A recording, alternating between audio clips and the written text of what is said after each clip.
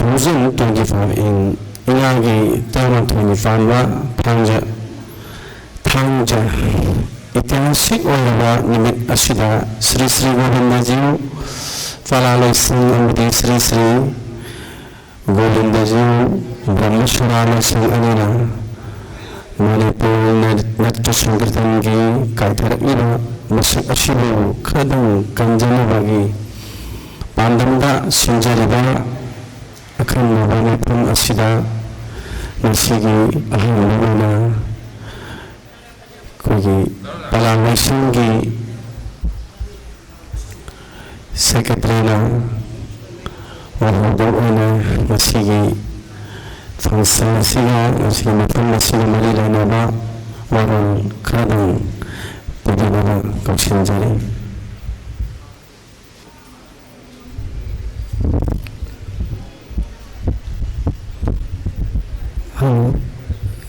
nasi ऐतिहासिक ओरबा निमित जून की तांग तरेट लिसिंग कुमंगा इंगा की तरामत में निपानबा थांग जन निमित असिता ऐको के मणिपुर के संकटन के कायथा रंगी बमसक असिबु खजक्तंग कंजबंग गन्नबगी पांदमदा ऐको ना श्री गोविंदजी पलालोई संग अमदे Sri Brahmaswarala Singh anina punna kuchunarga sinminarba adugunaba ngasigi sankirtana sikitang kanbang ngamnanaba haidana kogi pandamda sinjariba adugunaba ngasigi akhanaba miphamasida akogi mayai tangbanda hajabtari legend piriba iningto mingona ngacarbada lesimba sanajawba Honorable MP Rajya Sabha Government of India Wadana ngasi hirbirakliba aikogi nam sunbiriba Oja Singh Yamba Singh Chinena pumnamuki mafamda tolabana nai hangna koknana khurunjabagalina ikaikhona bu uchari lona taramna ukchari lona aikoina ngasi Manipur के संकटन के काफी रहने पर मशक असिगी अकोना कितां संकट चबा संकट पा नल्ले नबा अदुकुन लबा वारिप लोबुगी तंजा अदु अकोना लोजे नबुगी तमक्ता ngasi Sri Govindaji temple asida अकोना मणिपुर लेबेरिबी सहितबे पुंगेबेरिबो जासिंग सहितबो जासिंग पुनमक अखोना फेसबुक के खुथांगदा अदगी टीवी खबर चिंबे खुथांगदा अखोना बातों कच्चबनी लोना अखोना वसे सिंजरी बासिदा अखोगे ओबा वावल अमतम अखोय पाथोकचगे मणिपुरी नत संकटलसी ngasidi mate pawda isasa ima dengak yore habatan famade yorabani matang asi yoraba phau aikoi isa isana resiyog yoba dharma yoba sana patha adu ngakse nabagi tanja adu themallabani aikoi punamak punsinduna dharma gi yoba sana patha nitiniam ngakminarsi habi wakolodida khola ama oina apunba khola oina laminarasi अखोई गौरिया बसदब धर्मगी फजक्रबा लुख्रबा संगठन के नियम असिपु माइके कयादगी साफु कयाना तुगाइनब कन्न होनरलिबा असि अखो अपुनबगी अचेत प्रियमना line माइथिब पिबं ngमगदरबनी ngasi अखोई Sri Sri Govindaji Temple Board की अयाब लौजरगा Sri Sri Govindaji Palalai Singh मदि Sri Sri Govindaji Brahmaswarala Singh अनिना पुनः पांगथोलेबा मणिपुर नत संगठन की कायथरगु बसक मौंग असिबु कन्नबगिदमक अखनबा मिफम असिदा संगठन की हौजिक ओइरबा मौंग असिदगी खैदम फगनबा इसाना परंपरागत थंबिरमलिबा चलबु अदुदा संदुकलसी हाइदरा Palalai Singh की माइकेदगी हल्ला नमुक्सरी श्री श्री गोविंदजी मागी नाम सोंजदुना श्री गौरांग महाप्रभु हुदक पिरंबा संकटल अदुदगी श्री नरतम महास्वीना अमुक हरिमागी गुरु सक सोनबगी नीति नियम कया सेंबिरंबादु राजश्री बैगचंद्रना मणिपुर हौदोक्पिदुना अखोगी पोकपोदगी सिब फाउबे कर्म कयादा सिजनारिबनी मधुर चंद्रगति महाराज की समाप्तगी मणिपुर संकीर्तन फजक्रब नीति नियम कयामा तुंगी मेयंगिदमक सेंबिरमदुना जीव मुक्ति जगत की मंगोलगिदमक लायोख्रब गुरु संगतानादुना थंबिरंबादु ngasidu ayamba sal mangtharakni kaithorakni ngasigi tenbirabo jasing isi sen ichina punamangna aigi haiba wakhal adu tuinarisi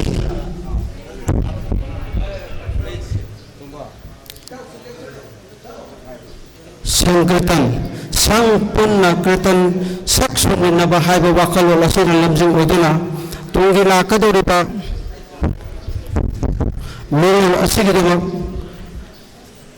apaba mangwangi masak oba manipur ama obada sankirtan gi achoba thobang chau yarasi haina lendiragni bepuna maki mapamda kok nuna kurumjari haiba haitaba phawdaba thawayawna niti niyam sumna nam sunmanarasi aikoi mamangai niti niyam sumna nam sunbiramba amadi niti niyam kaina nam sunba masai ojabaka khalaga nam sunba ani khena batangai padana aikoi nai daba yarakti ai hangna migi phanaba tobiram laba Sri Govindana su nangi phanaba sodana pibirakani thajabu babu ki apamba yambu ki apamba haibasida khara kupna khana nainaba tangai phade yariba bakai kupna nainadana gyan taminaba haibasi aikoi darkar obra haidana aikoi khanjai Sankirtangi manungda hek sankrabade aikoi aihak isasi kanagi masak loribage khanthobirabagadi purnamaki apabu haigani aibu popoipa aibu popiboipa Sikhya Guru, Dikhya Guru, lebak ki achawasang sing kayana. Sankirtan mayayda, aikhoina nam solingayda, bhakti changduna, aikhoida bhakti kalibadu, punamakse, kupna khanthaminaba ma changi. Tasengna matamgi awanba kaya asina, kahalagliba, mayabagi samajda piba saposidagi khaldan kanjanaba, Kanjabatu Wamlabati Kanjabina, Palalo Shana, Nishankaya, Kusanaduna, Pankuk Sariba, Nasiki Bhum Asidagi, Sisi Govindajagi Pujandagi, Manipur Sankirtan, Asimba Masakamalako Orison. Prem Bhakti Dayin Pum Oiba, Dharmagi Oba Palamasida, Kairi Basina, Nasiki Samazisi, the Piba Achoba Saki, Nasi, Eko Puna Kantaminarsi, Tungala Kadaba, Manipur Samazda, Apaba, in Tapa, Wainaba, Sisi Govindajagi Savanda Sanjatana, Tamu Siena, Sana Kangun, Sumna, Nam Sumina, Si, Haina, Lengiraki Papumaki Mapanda, Nuna Hangachari, Luna Lena, Nasiki, I call Nasiki, Mapamasibu, I call like Cobres, Peperiba, Mamiti, Sinau Sisu, Tam Oxford Golena, I call not Kubana Babato Seri, Lena, Lembi Raglu Bapulama, I call you upon Bakolau, Sankirtan Nium, Sumna Sak, Sumanarasi, Masina Manipur Samazda, Nasigi, Kang, Kung Sairiba. I call Amaga Amana, Amana Tanadaba, Amana Tawataba, Amana, you have the Bahanariba, Masipuna Masi, I call Sankirtan Gisu, so put down Libra Kanjabati. I call Sankirtan Nasi, I call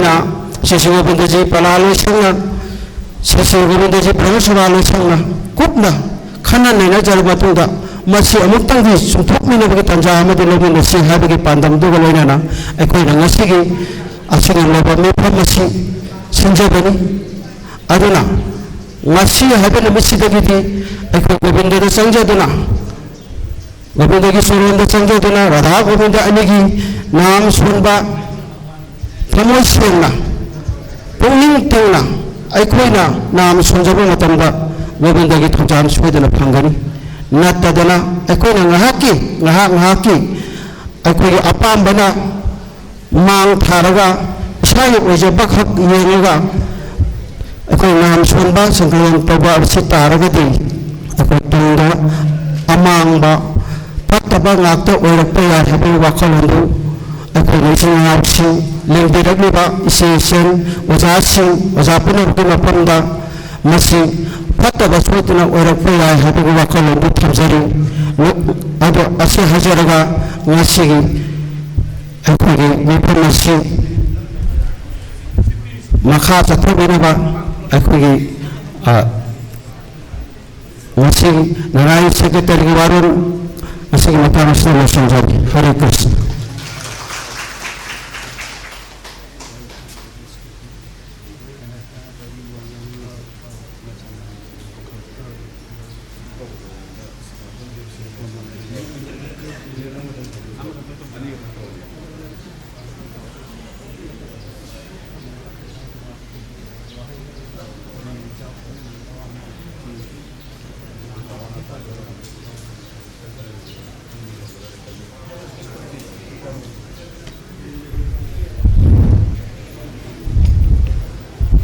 Lagurazing puno kurang jaya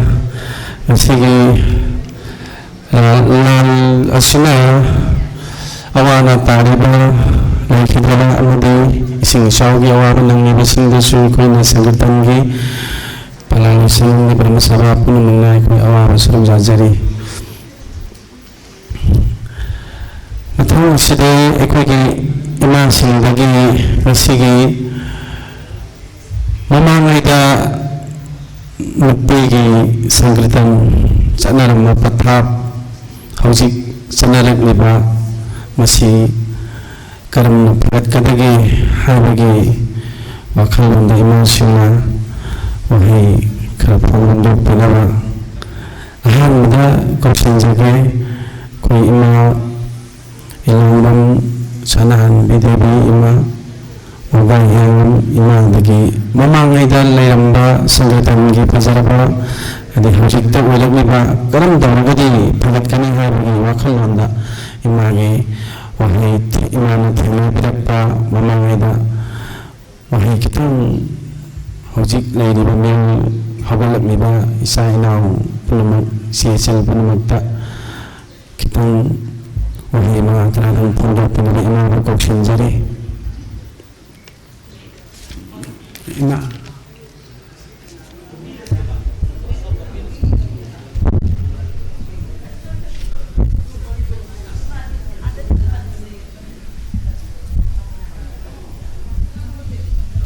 sidi ya teman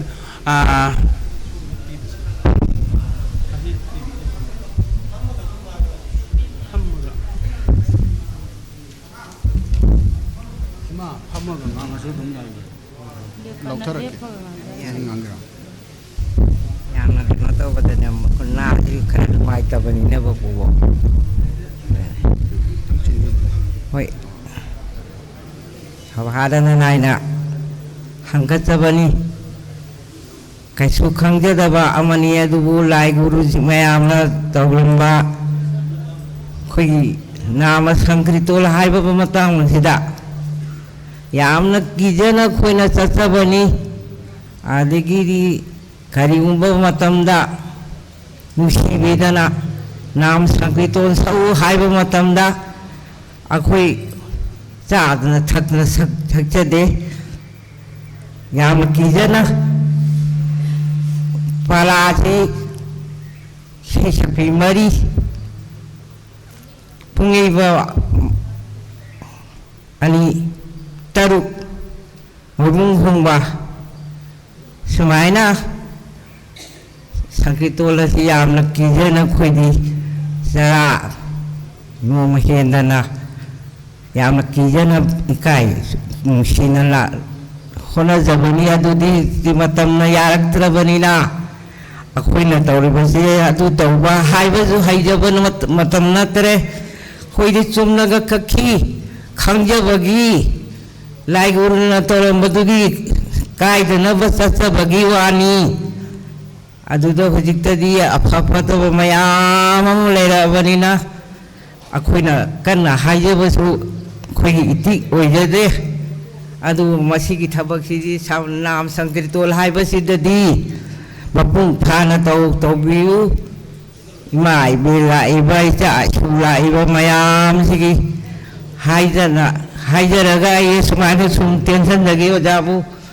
나 이제 두야 문는 강접은 어때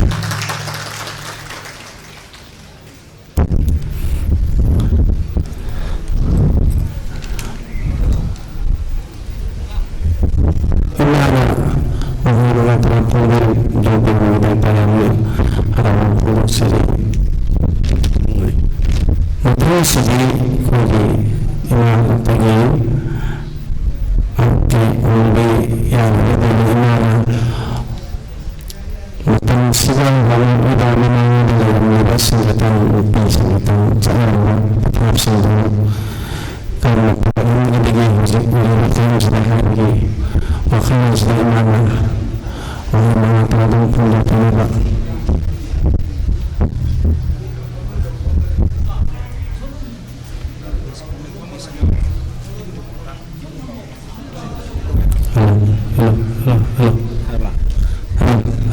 Halo. Siapa?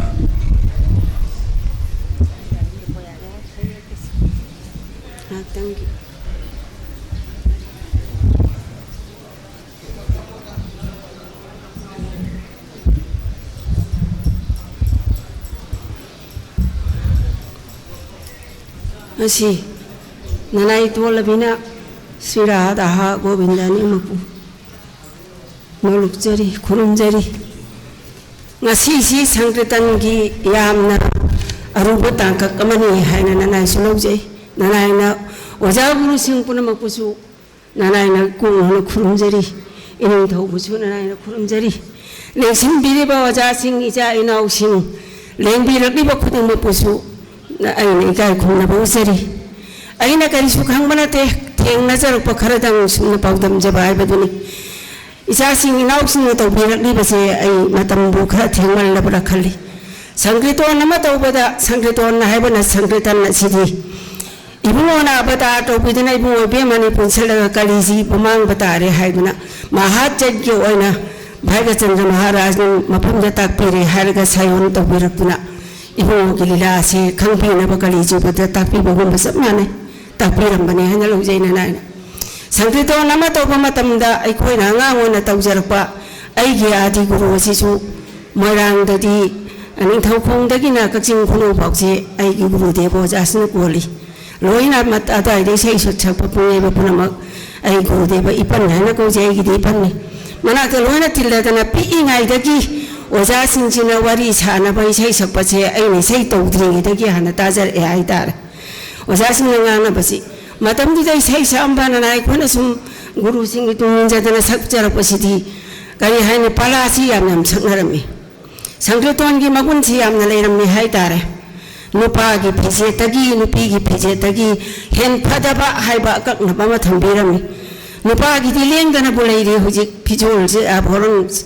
ma gi paring si ai khoi nupi gi hona bi hai gadra kara pang jaba hai gadra hen to ung ba hai gadra kara sumchat nai masih toro pasi ai kusi am nuai jati pala si am drabadai ko na ya school oja ko akoi jem ko lengsin bireba oina na ga oja sing thogon chat pacha char pache pala tarani thoin le paba ko thogon pang oja sing tu injar kre pai pa chau pai na che kanu ran thoga ka samthong ran thoga leiba ina kun bam le rammi ma gi da ya school oja sa pache ko pala ni pan chat pada aso muna sung thora ga hai yaroi pala yam le padam ni nupa gini yam le paga nupi khajik sukak na le pi kari gino ani apchalo na sa sing letra ko wana train thuba le paga sakpaje yam sakki yunam le kai waja su pala yam galli isai sakpada ai koi se pik na waja sing thawan je tu na sumin jare pala yam galli ade phi se pa matam da kari phang phanek ta thamban masu anda akoi bi masi set ke damni hong to pa ya de pulali pada pudang yong na lina de kak na phajana ma ni nupi amagi tawam thokpasi tawnai na chom thepa matam da so samji pulaga na chom ji mani maton khasik tang uhalaga ya lem na theli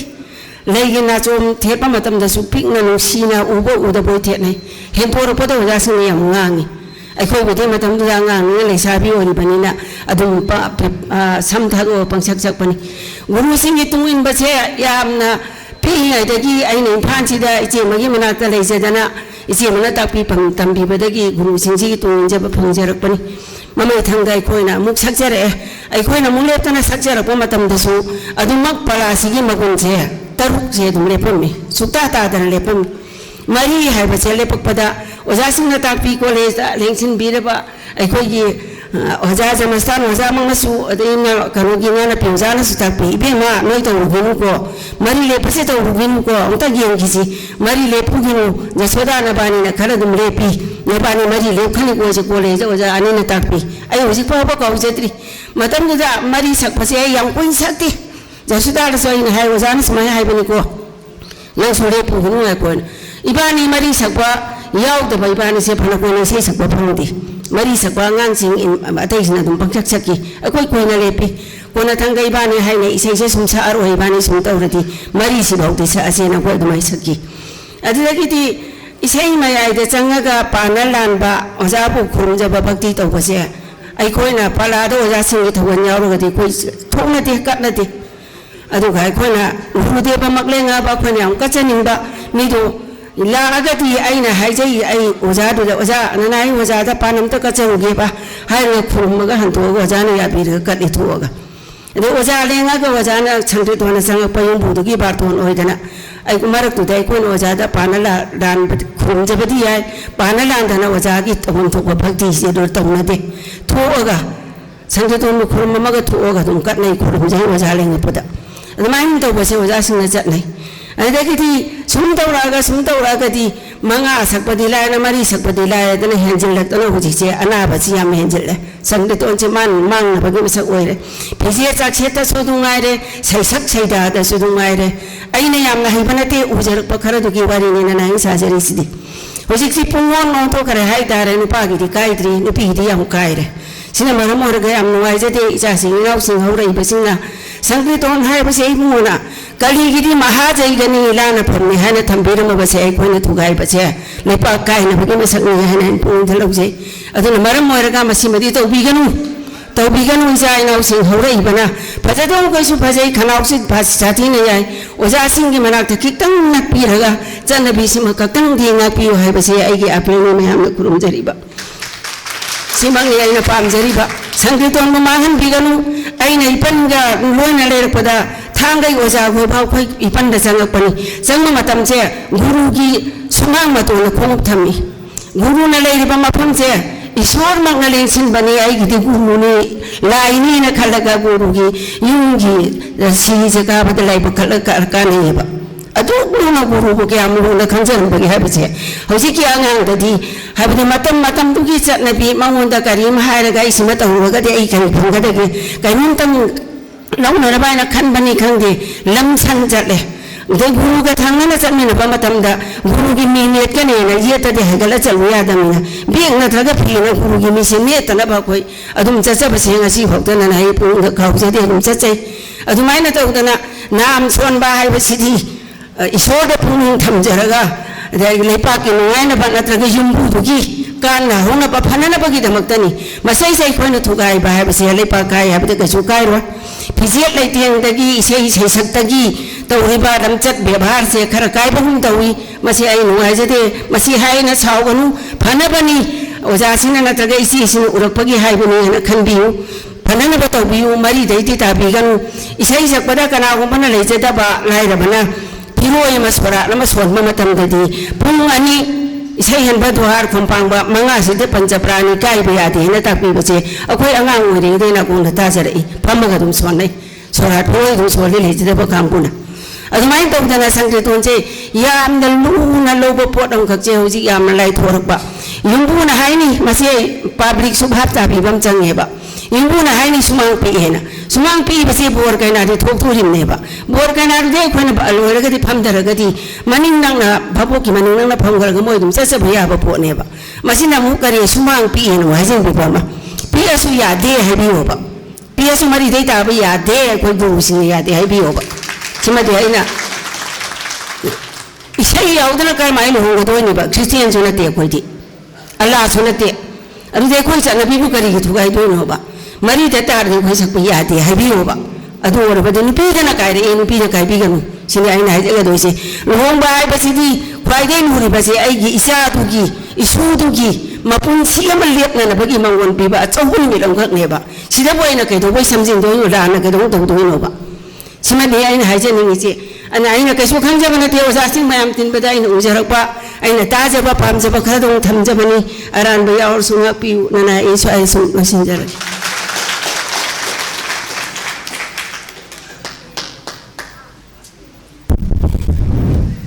ꯌꯥꯝꯅ ꯃꯔꯤꯛ ꯆꯨꯝꯕ ꯑꯣꯖꯥꯅ ꯌꯥꯝꯅ ꯐꯖ ꯐꯖꯕ ꯄꯥꯎꯇꯥꯛ ꯄꯤꯕꯤꯔꯝꯃꯤ ꯃꯊꯪꯁꯤꯗꯤ ꯏꯃꯥ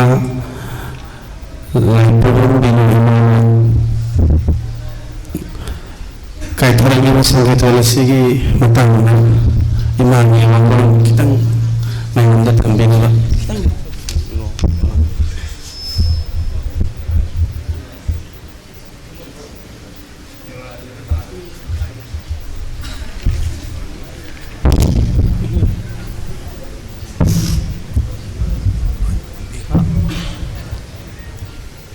ꯑꯍꯥꯟꯕ ꯃꯛꯇꯗ ꯁ꯭ꯔꯤ ꯔꯥꯙꯥ ꯒꯣꯕꯤꯟꯗꯕꯨ ꯅꯅꯥ ꯍꯥꯏꯅ ꯈꯨꯔꯨꯝꯖꯔꯤ ꯏꯅꯤꯡꯊꯧ ꯏꯕꯨꯡꯉꯣꯕꯨꯁꯨ ꯅꯅꯥ ꯍꯥꯏꯅ ꯚꯛꯇꯤ ꯀꯠꯆꯔꯤ ꯃꯥꯡꯗ ꯂꯦꯡꯁꯤꯟꯕꯤꯔꯤꯕ ꯂꯥꯏ ꯒꯨꯔꯨ ꯑꯣꯖꯥꯁꯤꯡ ꯃꯌꯥꯝ ꯄꯨꯝꯅꯃꯛꯄꯨꯁꯨ ꯅꯅꯥ ꯍꯥꯏꯅ ꯚꯛꯇꯤ ꯀꯠꯆꯔꯤ ꯉꯁꯤ ꯑꯁꯤ ꯑꯩꯒꯤ ꯃꯥꯡꯗ ꯑꯩꯒꯤ ꯏꯅꯥꯎ ꯌꯥꯏꯕꯤꯅ ꯌꯥꯝꯅ ꯃꯌꯦꯛ ꯆꯨꯝꯕ ꯋꯥꯍꯩ ꯀꯌꯥ ꯊꯝꯕꯤꯈ꯭ꯔꯦ ꯑꯗꯨꯕꯨ ꯑꯩꯅ ꯃꯈꯥ ꯇꯥꯔꯛꯄ ꯑꯣꯏꯅ ꯑꯩꯈꯣꯏꯒꯤ ꯅꯨꯄꯤꯒꯤ ꯁꯪꯀꯤꯔꯇꯣꯟ ꯍꯥꯏꯕꯁꯤꯗ ꯑꯩꯈꯣꯏꯅ ꯍꯦꯛ ꯄꯤꯛꯂꯤꯉꯩꯗꯒꯤ ꯍꯥꯏꯕꯗꯤ ꯅꯨꯄꯤꯒꯤ ꯁꯪꯀꯤꯔꯇꯣꯟ ꯑꯁꯤ ꯑꯩꯈꯣꯏꯅ ꯍꯦꯛ ꯈꯪꯖꯔꯛꯄ ꯌꯥꯝꯅ ꯑꯉꯥꯡ ꯑꯣꯏꯔꯤꯉꯩꯗꯒꯤ ꯍꯧꯅ ꯅꯨꯄꯤꯅ ꯕꯥꯁꯣꯛ ꯁꯛꯑꯝꯃꯤ ꯕꯥꯁꯣꯛ ꯑꯁꯤ ꯃꯤ ꯃꯔꯤ ꯁꯛꯏ ꯃꯔꯤ ꯍꯥꯏꯕꯗꯤ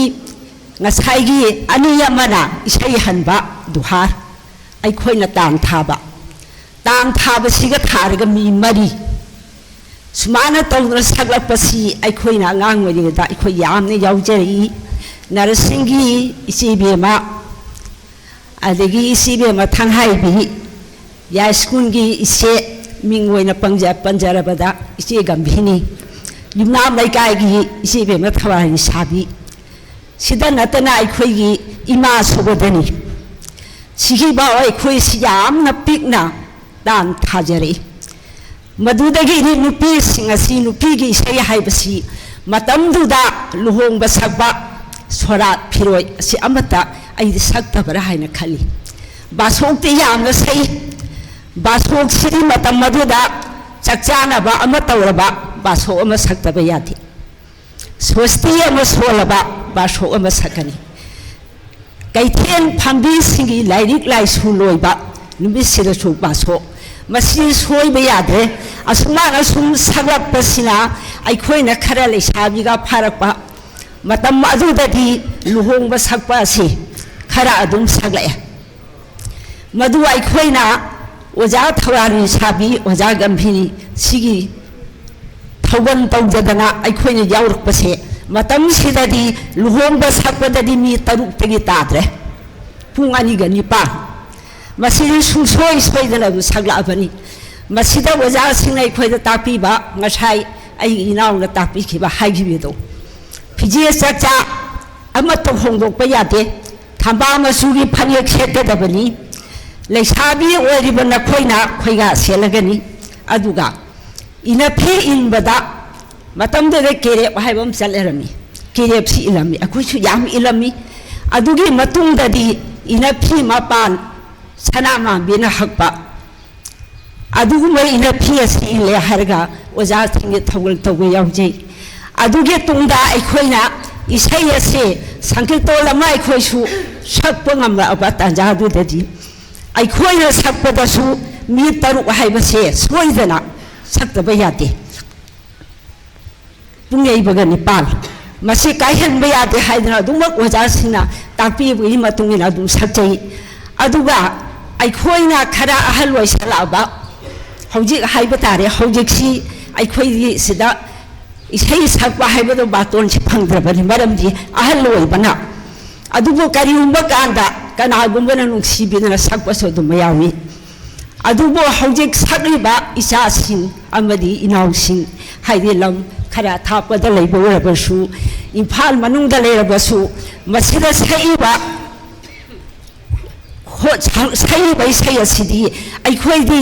ꯀꯔꯤꯒꯨꯝꯕ ꯃꯤꯅ ꯕꯥꯇꯣꯟ ꯇꯧꯔꯛꯇꯅ ꯂꯨꯍꯣꯡꯕꯗꯣ ꯆꯠꯄ ꯇꯥꯔꯕꯗꯤ ꯑꯩꯈꯣꯏ ꯐꯝꯕ ꯉꯝꯗꯦ ꯃꯔꯝꯗꯤ ꯃꯈꯣꯏ ꯑꯅꯤ ꯈꯛꯇ ꯁꯛꯑꯝꯒꯅꯤ ꯃꯗꯨꯗꯒꯤꯗꯤ ꯃꯈꯣꯏꯅ ꯁꯦꯠꯂꯤꯕ ꯈꯣꯠꯂꯤꯕ ꯃꯗꯨꯗꯒꯤ ꯏꯁꯩ ꯄꯨꯡ ꯑꯃꯈꯛꯇꯅꯤ ꯌꯩꯗꯣꯏꯁꯤ ꯃꯗꯨꯗꯒꯤ ꯃꯈꯣꯏꯅ ꯁꯛꯏꯕꯁꯤ ꯃꯗꯨꯗ ꯇꯧꯔꯤꯕ ꯆꯣꯂꯣꯝ ꯃꯣꯠ ꯀꯥꯏ ꯑꯁꯤ ꯉꯁꯥꯏꯒꯤ ꯄꯩꯁꯥ ꯊꯥꯕ ꯆꯪꯉꯛꯏꯕ ꯀꯥꯡꯕꯨ ꯑꯗꯨꯅ ꯆꯪꯉꯛꯄꯗ ꯃꯈꯣꯏꯁꯨ ꯈꯨꯕꯥꯛ ꯀꯥꯡꯈꯨꯗꯅ ꯆꯪꯉꯛꯑꯦꯕ ꯃꯗꯨꯗ ꯁꯛꯏꯕ ꯑꯉꯥꯡꯁꯤ ꯏꯆꯥꯁꯤꯡꯁꯤꯅꯁꯨ ꯀꯔꯤ ꯍꯥꯏꯒꯅꯤ ꯍꯦꯛꯇ ꯃꯈꯨꯠꯇ ꯃꯁꯥꯒ ꯍꯦꯛꯇ ꯃꯃꯤ ꯃꯔꯥ ꯄꯨꯊꯣꯛꯄꯗꯧ ꯇꯧꯏ ꯃꯁꯤꯗ ꯑꯩꯈꯣꯏꯒꯤ ꯖꯒꯣꯏ ꯏꯁꯩ ꯍꯥꯏꯕꯗꯤ ꯅꯛ ꯁꯪꯀꯤꯔꯇꯣꯟꯅ ꯍꯥꯏꯕꯁꯤ ꯈ꯭ꯋꯥꯏꯗꯒꯤ ꯃꯔꯨꯑꯣꯏꯕ ꯁꯪꯀꯤꯔꯇꯣꯟ ꯃꯍꯥꯖꯩꯒꯤꯅꯤ ꯍꯥꯏꯔꯤꯕꯅꯤ ꯂꯨꯈ꯭ꯔꯕ राधा कृष्ण की श्री गौरांग महाप्रभु की हौरे हायरगा राधा कृष्ण की मोइबी की नाम से सक सोन बनी मसिदा नक्तबा हाइबदी ओथोक ओथोकपा हान गुरु सिंह ओजा सिंह थंबीरम पुनमसे पुंथा थादोय हायरगा मसिदा चुंगसंदना खुदका सादा तौदना सिनेमादा हायरगा हेलेन जगोय साबिन जगोय साबला चप मानखरे अखोय इकाय हायबा अखोई मधुदा पैसा कनिंगी मीगी बातोल में तौराबनिया मधुबा पैसा थाबा इकाई ओधो ओधो को मधु तौरिबनि ओंकार मसी यामना हौनदबा यामना तवहिदबा थबक अमनि चासा मसी नखोइना ता हाल तौरमलगसु नसी असि अखोइगी ब्रह्म शोभागी अमदि लैरिबा मयाम ओजा गुरु सिंना हौबिरत मसी मयाम अमथिलदना नखोइ मयाम सु कौदना तानरिबा फोनरिबा मसे नखोइगे हान तौरमबसु मसे थादो तहुइदे यामना मसिरा तुंगदो नखोइदा कायरकदबसे इसा इसागा पालकनी मसे नखोइने यामना चेक्सनना यामना लुंगदा खनगदबनी तहुइदबा हाइबसे आइगी चाइ सुदा सुइतन थुंगगदबनी इसा मक्तसु फंगकनी मसे यामना हौनदबा थबंगनी मसे ngasiदगी हौना मसे थादो कनागुमना नखोइदा बातोन तौबला आइबसु अखोइदी मी मरी सिवा अखोइ हाइरगे तरुक हाइरुरनु मरी से सक्तबा यादे पुंग अनिगा मी तरुकसे मसिदे अखोइ लेप्तबा यादे हाइबदा नखोइबु पामदना लाइबनी सुंसोइ सोइदा नखोइनि सेयसे अदुम सक्पा फंगदोरिबनी करिसु वारुनु अदगी पैसा थाबा लाइदुसु नखोइदा थानी हाइरन लाबने तरुक सासु अदुम थारनी मरी तसाबसु थारनी अदुना म पैसा रुंदसु येंबा यादे लक्ष्मी माइबे मबु अखोइनि मिराइबा नते अखोइगी लैजरिबा नर संकीर्तन से नुपीगी ओइबा नर संकीर्तन से ओजा गुरु सिंह मयामदी अमत काइद्री अदो अखोइगी नुपी तना हेद थोहाइबा मयामनी तमनैबा सिदगी हेत अदो नुपी सिंसिदिने नुपी सिंसिने हाइबदा अखोइसु नाकोंग से ताव ngамde ngasi ichasing yamna cheksenna yamna khandaraga sankirton haibase sankirton mahajayigeni ko yamna lubani oja singna ima singna tapiri base mase phoi kaidana tawsi ngasi jagi hona akhoi gobi da lengsili ibo gi mang asida na phoi punamakna wakhan munna khanthana yamna wakhan tawna na khoi punamakna mase gobindagi kripa gi khoi matam sang nam sonjege oja singma singna tapiri base ngasi dagi hona khoi tawrugum se haibase na khoi maya mase amat oina lepoko masi aina mayam mangdo oja singi guru singi kripa dagi haijaba wahayasi haijare harga nanai matang singa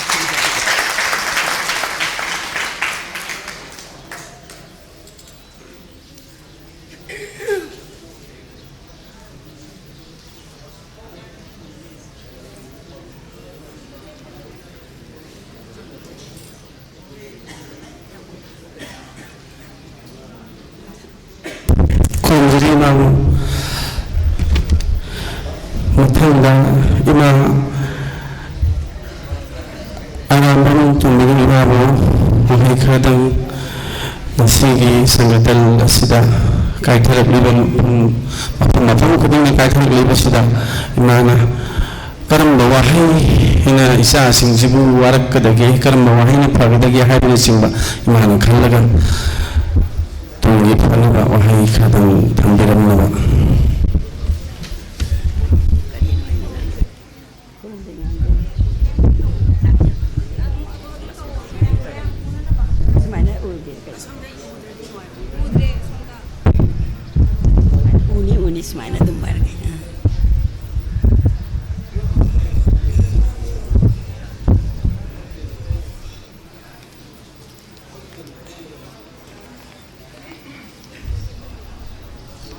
Sri Sri Radha Govinda Kurumjari Palikora Sivukon Biriba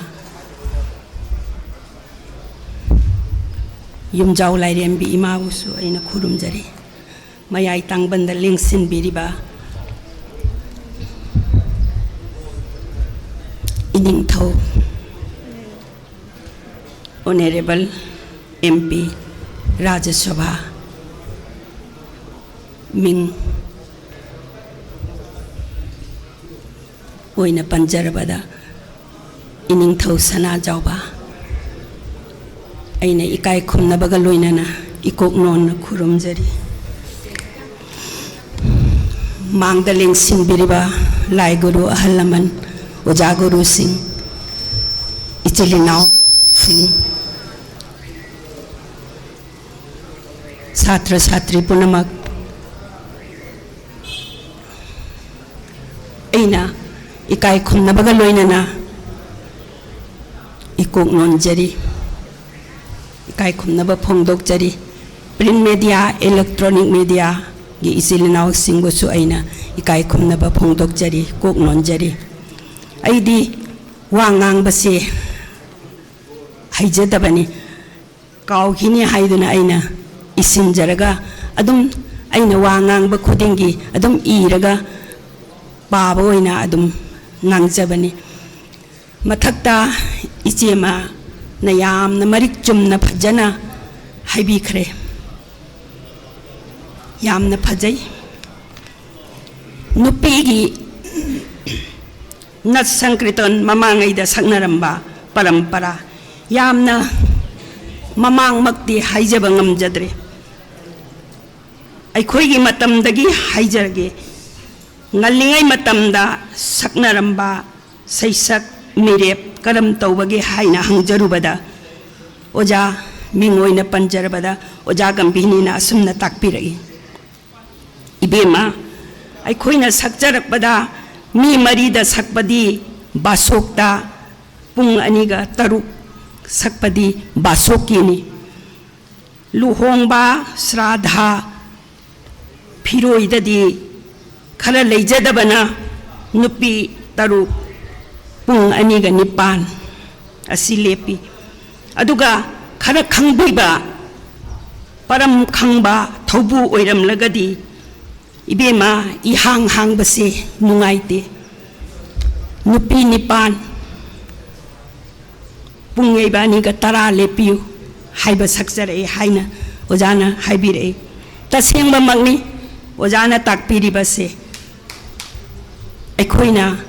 Ojagi Pala Yaujari Ngaidasu Nipal Lepase Saksare Tara Lepadu Yaujare Kondol Langjare Aduga Iche Mathorani na Sakpada Singjamagi Kaitien Hongba ma Adhibasa say Maduda Nupi Manga Lepaga Mak Nakan si Manga Lepaga Pung Aniga Adumaina Yamna Pajaki Maduda Yauba se Ima si Sana Tombi Ima Leren Tombi Adagi Nakabagi Mamadu Kari Akabagi Mamadu Layman Ima Hoina Sakpado Matum Tadaraga Pajana Sakare Hanju Hande Makut Masasu Karim Tahaide Esukoro Jonida Halaman Kapnai Yamna Pajana Sai Masi Pagdam Zabani Aina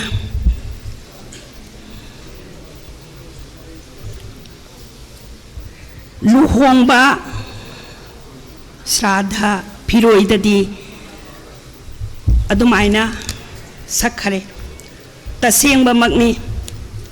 aikhoigi matamdasu taruk sakpa pung aniga nipan sakpa asi ojana takpiba gumna mi nupi nipan lepa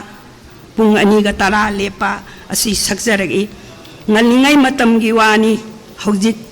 ani sakpa budi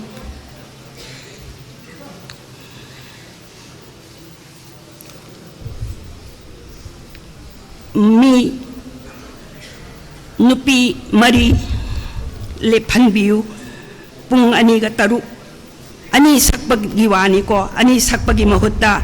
nupi mari pung aniga taru lepase thobu dasu aikoi haijasi tauheide haina aikoina ani da sakpa haibase tin harakpa yai pung ama khaktan yeiba haibase tangja menja thokheidaba tholakpa yai aduna nam soliba aikhoina su mangjongna haihosi masi luhongba Shraddha Phiroina jingbagi mirepni aina wa ngangba se aigi wa matang chabada sukpan panjade ngasidi khajiktang panjage aina pradhan guru oiringaida sankritan nase nupagi ama nupigi ama nupigi du ojana sakbatare haiduna governor dagi halakpada ngairibani haiduna oja laikhidraba oja nongai them tombi ling aduga igya opendro ani ling sinbiragi aigi kada aduga madu golden jubilee manung chanba thauramni mapan dagi delhi dagi kolkata dagi critic aibi mayam su phamduni yengi maduda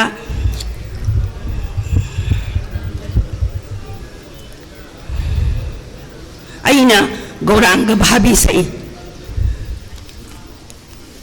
matang tangkak ama khatang panjage kaurambado kan hai bolai kaurare do nimai nityai sakha sakhi singsu amachi thade radha krishna anina punna poklare asumna sai madu pung ama makhaigi matamne madu hegloi baga khwaidagi akoina tholakpada khwaidagi ahal oirabi aibiduna aingonda lupa chawnga piraga nupi sing tagi oiba khwaidagi lemjaningai oiraba nat sankritani haiduna yamna thagat pirami adugum aina haijaninglibadi nupigi chinglemba sankriton achamba haibadi khudang kwatar ge hegli sinba ayuk nungdangi potpu mayaida sechin insinba yengheidaba thabakni aina langphai chatpada masidi mayaigi oirage hektalei maduda aigi chatminaribe inaw singna hai ichi to minok se tan ghreda mayaigi da hairaga panglei da leirisibo haina hai aina hai he mayai haibase mamto mayai haibase khwaidagi henna cheksingadabani phajaba set jagadabani ne haina khummi aikhoi cheksinminasi masi isana khanthaminasi khanthaw inaw sing isa singda aina haijari khanthaba matam oire khanthaw aduga Phiroi sorat asi phamsak sakpiyu hairagadi mi manga dagi tathabiganu nupi ani sakpa haibasi tin harakpa yai pung ama yaiba haibase tanja menja matang matam oirakpa yai pung mapuda thobuda aikhoi haijasi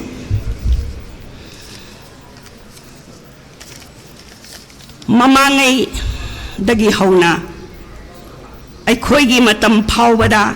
luhongbada phamsak saknaraktabagi maram luhongba haibase फमसक सकनरक्ते ओजा गंभीनीनसु फमसक सकलक्ते ताकपीरगे लुहोंबा हाइबसे मंत्री पूजा की ममांगदा पंचदेवता पूजा तौजदुना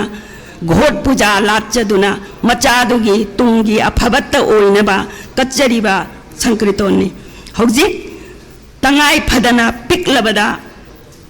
इसई मरी पुंगैबा अनीगा तरुक ताहनगुमसी थौबुदसु फनबा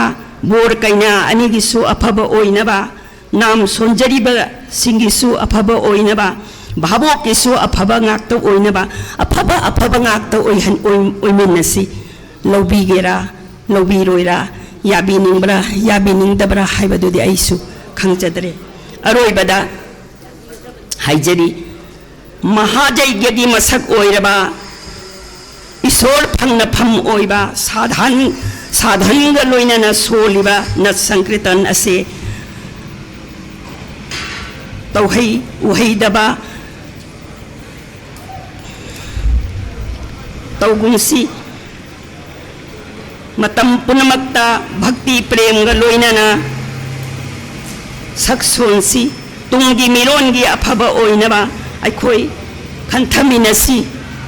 वैष्णव सिंगी साधना की मसक ओइरबा नत संकृतनी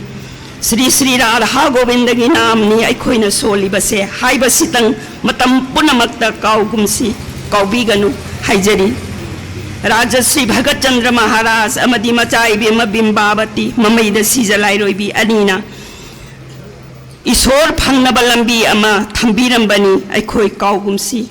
काउथोकबीगनु इसा इनाउ सिंगना काउबीगनु हाइजरी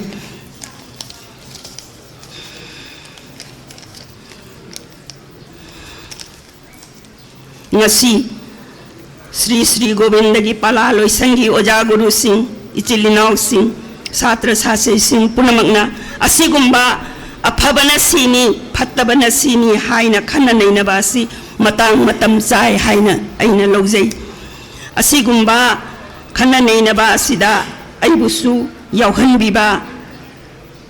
सरुक याहनबिबा असि यामना इकाई खुमनजब फोंदोकचरी नोलुकचरी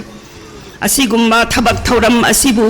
सिंबी लांगबीरिबा ओजा गुरु सिंह लाई गुरु सिंह इसिलिनाउ सिंह छात्र छात्री सिंह पुनमकपु अइना इकाई खुमनजबगा लोइनना हन्ना हन्ना थागतजब फोंदोकचरी पुनमकपु अमुक्का हन्ना खुरुमजरी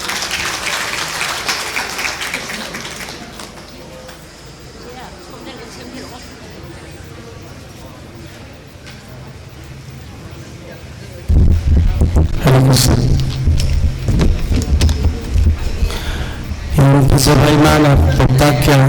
tawbiya bayadaba habili chingba imana sangkitan yuhanda karanga umiramba habiramba yang berkat sabu punjuk saya matang sidi ice yang harimati na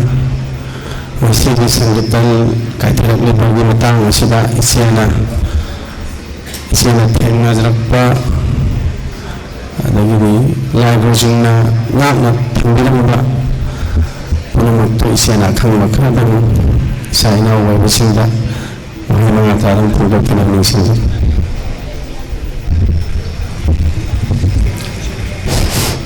ahamba maktada Sri Raseswari Sri Govinda Aniga Churunda Nanayana Bhakti Kachari kitang tangro tamsamala kitang ito mathanda ngasigi sabhagi leiteng oibiriba miyamna ekhoigi iningtho ming panjarabada iningtho lishin bisana jawba hauji Rajya Sabha ki MP oidana lebaki awai apa ambadi awana punamakta yensing biriba amasung agriculture de ang thawayaw na matam kaya dagi lingbiregliba intho busu nanayna ikongona khurumjari adigi mathangda ikhogi mangaling sing biriba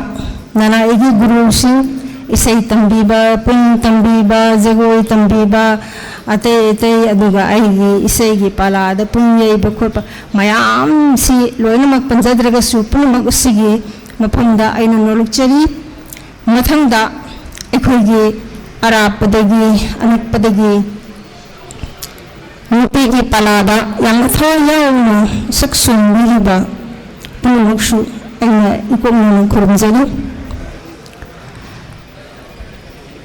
ꯑꯩꯍꯥꯛ ꯌꯥꯝꯅ ꯄꯤꯛꯂꯤꯉꯩꯗꯒꯤ ꯑꯩ ꯏꯊꯟꯇ ꯄꯣꯛꯄꯅꯤ ꯑꯩꯒꯤ ꯏꯃꯥꯒ ꯕꯕꯥꯒꯅ ꯌꯥꯝꯅ cycle ꯃꯅꯤꯡꯗ ꯌꯦꯠꯇꯅ ꯄꯨꯔꯒ ꯁꯥꯏꯒ ꯀꯛꯏꯉꯩꯗ ꯌꯥꯝꯅ ꯄꯤꯛꯂꯤꯉꯩꯗ ꯆꯍꯤ 4-5 ꯑꯗꯨꯋꯥꯏꯗꯒꯤ ꯈꯨꯕꯥꯛ ꯏꯁꯩꯁꯤ ꯏꯆꯦ ꯇꯣꯝꯕꯅꯨꯒ ꯑꯣꯖꯥ ꯅꯤꯃꯥꯏ ꯑꯣꯖꯥ ꯍꯣꯏꯒꯤ ꯏꯆꯦ ꯇꯣꯝꯕꯅꯨ ꯍꯣꯏꯒꯤ ꯑꯗꯨꯗꯒꯤ ꯍꯧꯅ ꯏꯁꯩꯗꯤ ꯑꯃꯈꯛꯇꯪ ꯁꯛꯏ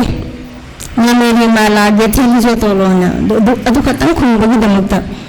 ꯑꯩꯈꯣꯏ ꯏꯃꯥꯒ ꯕꯕꯥꯒꯅ ꯄꯣꯔꯒ ꯑꯗꯨꯝ ꯄꯨꯔꯛꯄ ꯑꯗꯨꯒꯤ ꯃꯇꯝꯗꯒꯤ ꯍꯧꯅ ꯍꯧꯖꯤꯛ ꯐꯥꯎꯕ ꯑꯩꯁꯦ ꯅꯥꯝꯁꯨ ꯁꯣꯟꯖꯔꯤ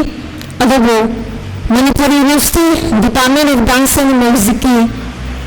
ꯁꯦꯅꯤꯌꯔ ꯒꯦꯁ ꯐꯦꯀꯜꯇꯤ ꯑꯃ ꯑꯣꯏꯖꯔꯨꯕꯅ ꯍꯧꯖꯤꯛ ꯑꯩ ꯅꯥꯝ ꯁꯣꯟꯕꯁꯤ ꯃꯄꯨꯅ ꯀꯔꯤꯅ ꯏꯕꯦꯝꯃ ꯅꯪꯅ ꯏꯁꯩ ꯑꯃꯇ ꯍꯟꯕꯤꯌꯨ ꯅꯪꯅ ꯁꯛꯄꯤꯌꯨ ꯅꯠꯇ꯭ꯔꯒ ꯍꯥꯏꯔꯛꯄ ꯃꯇꯝꯗ ꯆꯠꯆꯕ ꯅꯠꯇꯅ ꯄꯂꯥ ꯑꯣꯏꯅ ꯑꯩ ꯆꯠꯄꯒꯤ ꯆꯥꯡꯁꯦ ꯈꯔ ꯍꯟꯊꯔꯦ ꯑꯗꯨꯕꯨ ꯕꯥꯇꯣꯟ ꯇꯧꯔꯛꯂꯕꯗꯤ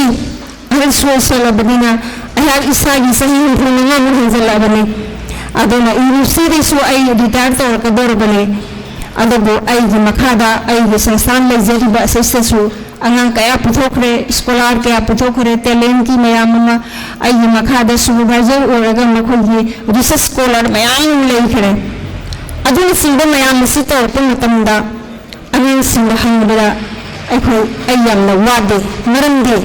ꯌꯥꯝ ꯄꯤꯛꯏꯉꯩꯗꯒꯤ ꯍꯧꯅ ꯑꯩꯈꯣꯏꯒꯤ ꯈꯨꯕꯥꯛ ꯏꯁꯩꯗ ꯍꯥꯏꯔꯁꯨ ꯏꯅꯦ ꯊꯧꯔꯥꯡ ꯁꯥꯕꯤꯒꯤꯗ ꯆꯍꯤ 7 ꯑꯩ ꯈꯨꯕꯥꯛ ꯏꯁꯩ ꯌꯥꯎꯖꯔꯛꯏ ꯁ꯭ꯀꯨꯜꯒꯤ ꯏꯅꯦ ꯒꯝꯚꯤꯅꯤ ꯃꯥꯒꯤꯗꯁꯨ ꯆꯍꯤ 7 ꯈꯨꯕꯥꯛ ꯏꯁꯩ ꯃꯇꯝ ꯑꯗꯨꯗ ꯑꯉꯥꯡ ꯑꯣꯏꯔꯤ ꯑꯩ ꯀ꯭ꯂꯥꯁ 4, 5, 6 ꯑꯗꯨꯃꯥꯏꯅ ꯇꯧꯔꯒ ꯁꯥꯏꯒ ꯀꯛꯑꯒ ꯑꯗꯨꯝ ꯆꯠꯂꯤ ꯑꯗꯨꯒ ꯑꯩꯈꯣꯏꯒꯤ ꯂꯩꯈꯤꯗ꯭ꯔꯕ ꯃꯤꯡ ꯄꯟꯖꯔꯕ ꯈꯥꯡꯉꯦꯟ ꯂꯧꯒꯤ ꯑꯣꯖꯥ ꯒꯨꯂꯥꯞꯇꯤꯅ ꯑꯩꯒꯤꯗꯃꯛꯇꯅꯤ ꯍꯥꯏꯗꯅ ꯏꯅꯦ ꯒꯝꯚꯤꯅꯤꯒꯤꯗ ꯌꯥꯎꯕꯗ ꯏꯁꯩ ꯑꯃꯁꯨ ꯄꯨꯡꯉꯥꯡ ꯄꯤꯁꯛ ꯄꯤꯛꯅ ꯑꯩꯒꯤꯗꯃꯛꯇ ꯃꯁꯤꯡꯅ ꯂꯤꯔꯨꯡ ꯑꯣꯏꯗꯣ ꯃꯁꯤꯅ ꯇꯦꯟꯖꯩ ꯑꯣꯏꯗꯣ ꯀꯥꯏꯅ ꯍꯥꯏꯕ ꯑꯗꯨꯒꯨꯝꯕ ꯏꯁꯩꯒꯁꯦ ꯑꯩꯒꯤ ꯇꯣꯉꯥꯟꯅ ꯑꯩꯒꯤꯗꯃꯛꯇꯅꯤ ꯍꯥꯏꯗꯅ ꯇꯣꯉꯥꯟꯅ ꯁꯦꯝꯕꯤꯗꯅꯒ ꯑꯗꯨꯃꯥꯏꯅ ꯇꯧꯅ ꯌꯥꯎꯖꯔꯛꯄꯅꯤ ꯃꯇꯝ ꯑꯗꯨꯗ ꯌꯥꯎꯕꯁꯤ ꯏꯅꯦ ꯊꯧꯔꯥꯡ ꯁꯥꯕꯤꯒꯤ ꯈꯨꯕꯥꯛ ꯏꯁꯩꯗꯁꯨ ꯃꯤ 9 ꯃꯤꯑꯣꯏꯕ 2-10 ꯑꯗꯨꯒ ꯏꯅꯦ ꯒꯝꯚꯤꯅꯤꯗꯁꯨ ꯄꯂꯥ 4 ꯁꯣꯝꯗ ꯄꯂꯥ 4 ꯑꯗꯨꯒ ꯃꯤꯑꯣꯏꯕ 2ꯒ ꯑꯩꯈꯣꯏꯒꯤ ꯅꯥꯎꯔꯦꯝꯒꯤ ꯕꯥꯖꯤ ꯕꯥꯄꯟ ꯆꯥꯎꯍꯣꯏꯅꯒ ꯌꯩꯕ ꯑꯗꯨꯃꯥꯏꯅ ꯇꯧꯕꯗꯒꯤ ꯁꯨꯝ ꯍꯧꯖꯔꯛꯄꯅꯤꯅ ꯅꯥꯝ ꯁꯣꯟꯕꯁꯦ ꯄꯤꯗ꯭ꯔꯤ ꯑꯩꯅ ꯕꯥꯇꯣꯟꯁꯦ ꯆꯠꯆꯗꯕꯁꯦ ꯃꯔꯝꯗꯤ ꯌꯨꯅꯤꯚꯔꯁꯤꯇꯤꯒꯤ ꯑꯀꯟꯕ ꯊꯧꯕꯨ ꯑꯃ ꯑꯣꯏꯖꯔꯨꯕꯅꯤꯅ ꯑꯩꯅ ꯁꯦꯅꯤꯌꯔ ꯃꯣꯁꯠ ꯐꯦꯀꯜꯇꯤ ꯃꯦꯝꯕꯔ ꯑꯣꯏꯅ ꯍꯧꯖꯤꯛꯁꯨ ꯄꯨꯔꯤꯕꯅꯤ ꯑꯗꯨꯕꯨ ꯃꯈꯣꯏꯒꯤ ꯔꯤꯁꯔꯁ ꯇꯧꯕ ꯃꯇꯝꯗ ꯃꯁꯤꯡꯒꯤ ꯄꯨꯡꯒꯤ ꯏꯁꯩꯒꯤ ꯃꯌꯥꯝ ꯇꯧꯕ ꯃꯇꯝꯗ ꯑꯣꯖꯥꯁꯤꯡꯁꯦ ꯂꯣꯏꯅ ꯈꯪꯅꯕꯅꯤꯅ ꯏꯕꯦꯝ ꯅꯪ ꯑꯁꯤ ꯆꯠꯂꯣ ꯑꯁꯤ ꯑꯣꯖꯥꯁꯤꯗꯒꯤ ꯑꯗꯨ ꯄꯨꯔꯛꯎ ꯏꯕꯦꯝ ꯅꯪ ꯄꯨꯡ ꯌꯩꯕꯗꯣ ꯑꯁꯤ ꯂꯩꯕꯅꯤ ꯑꯗꯨ ꯄꯨꯔꯛꯎ ꯍꯥꯏꯕꯗ ꯏꯔꯥꯏ ꯂꯥꯏꯅ ꯑꯩꯅ ꯈꯪꯖꯕꯅꯤꯅ ꯒꯥꯏꯗ ꯇꯧꯕꯗ ꯁꯨꯄꯔꯚꯥꯏꯖ ꯑꯣꯏꯕꯗ ꯌꯥꯝ ꯂꯥꯡꯅ ꯊꯣꯛꯑꯦ ꯑꯣꯖꯥꯁꯤꯡ ꯑꯁꯤꯒꯤ ꯃꯇꯨꯡ ꯏꯟꯖꯔꯛꯄ ꯑꯣꯏꯅ ꯑꯩꯈꯣꯏꯒꯤ ꯊꯥꯡꯒꯒꯤ ꯏꯃꯥ ꯑꯁꯪꯕꯒꯤ ꯃꯥꯒꯤ ꯄꯂꯥ ꯌꯥꯎꯖꯔꯛꯏ ꯏꯅꯦ ꯕꯦꯅꯨꯒꯤꯁꯨ ꯌꯥꯎꯏ ꯏꯆꯦ ꯇꯣꯝꯕꯤꯅꯨꯒꯤꯗ ꯈꯨꯕꯥꯛ ꯏꯁꯩ ꯆꯍꯤ ꯊꯣꯛꯏ ꯑꯣꯖꯥ ꯈꯥꯡꯉꯦꯟꯕ ꯑꯣꯖꯥ ꯒꯨꯂꯥꯞ ꯍꯣꯏꯅ ꯇꯧꯕꯗ ꯑꯩꯈꯣꯏ 3 ꯁꯣꯝꯗ 3 ꯁꯣꯝꯗ 3 ꯃꯤ 3 ꯄꯨꯡꯌꯩꯕ 9 ꯁꯤꯗꯩ ꯇꯥꯗꯦ ꯃꯤ 4ꯗꯁꯨ ꯇꯧꯗꯦ ꯑꯗꯨ ꯀꯔꯤꯒꯨꯝꯕ ꯂꯨꯍꯣꯡꯕꯒꯤ ꯍꯧꯖꯤꯛ ꯃꯇꯝ ꯑꯃ ꯆꯠꯅꯔꯛꯏꯕ ꯃꯇꯝ ꯑꯗꯨꯗꯒꯤꯗꯤ ꯃꯤ 4ꯁꯦ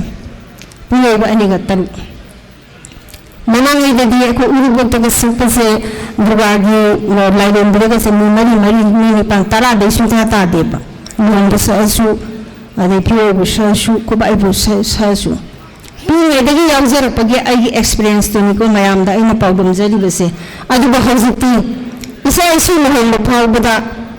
ꯄꯂꯥꯅꯤ ꯁꯛꯅꯤ ꯄꯤꯡꯌꯩꯕꯅ ꯁꯛꯑꯦ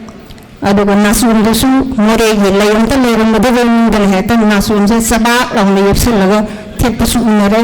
ꯑꯩ ꯏꯁꯥꯒꯤ isa nupagi luhongbadani ai phangba haite isai sakpani ado phangba ngamde haba phangba ngamde haba do ekoi madugi lamda tawjarakpanina tawriba pot aduda ujabada mamangda phangda lenganu khokanu haibani mitche kanu usinba yade munlongdamni isagi jatrani isagi aphabani si lengdana smaina sadhana tawdana mabu job tawdana isa imugi aphawa tungi lebaki oba mapi mapa oirkadoriba amasung tungri yundirel oiwariba isa isupunuma ado phananapagidamukta lenganu ga haiba isi du ulugade loya ai mitche musanni haba kaligino habada tawriba phubando adagi mochizu ha gaura hare khut kitang thangana ba hekta laiba babo do su hita jagoi da sajin bi karino tawdana heka tabi adagi isai sakti su khudo buga kariga ai ni lohonga san pa ni lohonga matta da thenari neba musipuna asiye Nota su kering sendiri, pizza su kering sendiri, pasangnya nanti sendiri. Mahasiswa gigi musak berapa? Pertama, sekarang ada UNESCO di maju rekod lain berapa? Aduh kan musim kemudian berapa? Mahasiswa gigi musak berapa? Sehingga orang kena problem. Kali hisap sering tele, aduna. Jadi sih Permatma bu phangna bugina mata kari lambi tabsigi hana mana sangipon hodok puramdana khwadi asangbe sugrutan ko haidana ibno Sri Sri Gauranga Mahaprabhu na hodok puramba aduga inintho Raja Sibhagu Chandra Maharajna ko langthi banda rasli rakatpada sugrutan hoduranga aduna ni sing matang lakpasina mihoi bagi Manipur gi apaba ya apaba mangol oidana Hauji suni, hauji holi dah hari ini. Tunggu sahaja joy hari deba. Sisi Govinda Maharaj ki joy yang lawan sini. Ibu dah lekat tana. Sisi Govinda Zida katuk tana mahakna. Lebab si mapi mapa oir bani. Adu magi nam suan bama tamsida ekona mapi mapa oir na. Faltu tahu benda isada timbal kaneba. Ay pengren kalau seba ay sahih sida. Ai isa da isu da aduga dharanga la mayam sing se lol kham kadung ba adugi pinama tu tamngai no digi wani masi am na pap ki masak we ba adugin ba thadok se to bigani haidana lupa sing de trika sisiali koi asaba seli kartan phajana electric lang na tawi sangriton amma mo tawi matam da khoi su sradana sing matam da sangriton khoram dana pasaki dang katsaba sangriton nam da khoram do na sangre matam da mo koi de kai mo karin to lingwe hani gi lejeri report sinto kari gumba da su ani ahum sakpa habise mo pa ni sangriton da muri yagi tadara de dum urei hina padu Nipan, adu mana adu urai, ayu nak bisa begini kau. Ayu jadi saya hidup dengan surah pedor ba, surah ba, segi experience ta, ayu nak panjara, pakar adu mayam dah pau benjabani. Miyoi ba kang lupse masida lakha mari neba. Bhagwana jivapan ba acap pacat taba, lainung dalaiba, ising dalaiba, kangpan dalaiba, akas dalaiba, laiba mayam se lakha humpu ga mari neba. Sigi manungda miyoi ba se lakha mari neba. Miyoi ba kang lupsida lainib se. Asing mamayam se kada degi pole nupi degi. Aduna aikoi na thengna jarakpa kogi saitya juktagi treta dwapara kali juk khudimak se sigumba karigumba wathok ama kari ama hek oirpa se nupi degi heta oire. Masimadi mayam na soidani yabigani haina khalle. Ngasi Sankirtan Manipur sida kaithare hairi besiju masi kadai degi haurei nupi degi haurei aduga amokso nupi singduna saiba Sankirtan da niyom chumi lali haibagi ngaktagi wanatte niyom di abkaire aina thengjar padasu simtanga tabiyo ngasi ba wada aikoina Sankirtan chi nipagi bo oiro nupigi bo oiro Sankirtan hauramba kanda Sankirtan se karigi damakta ngasi aigi isa Aigi isu hari bese magi punsi le punsendana bibaha tawdana mai makai pak पांदना मागी सदा नौदा पुथुक्तना संसार सिदा अफबा मरु हुंदना संसार से नुंगाइनबा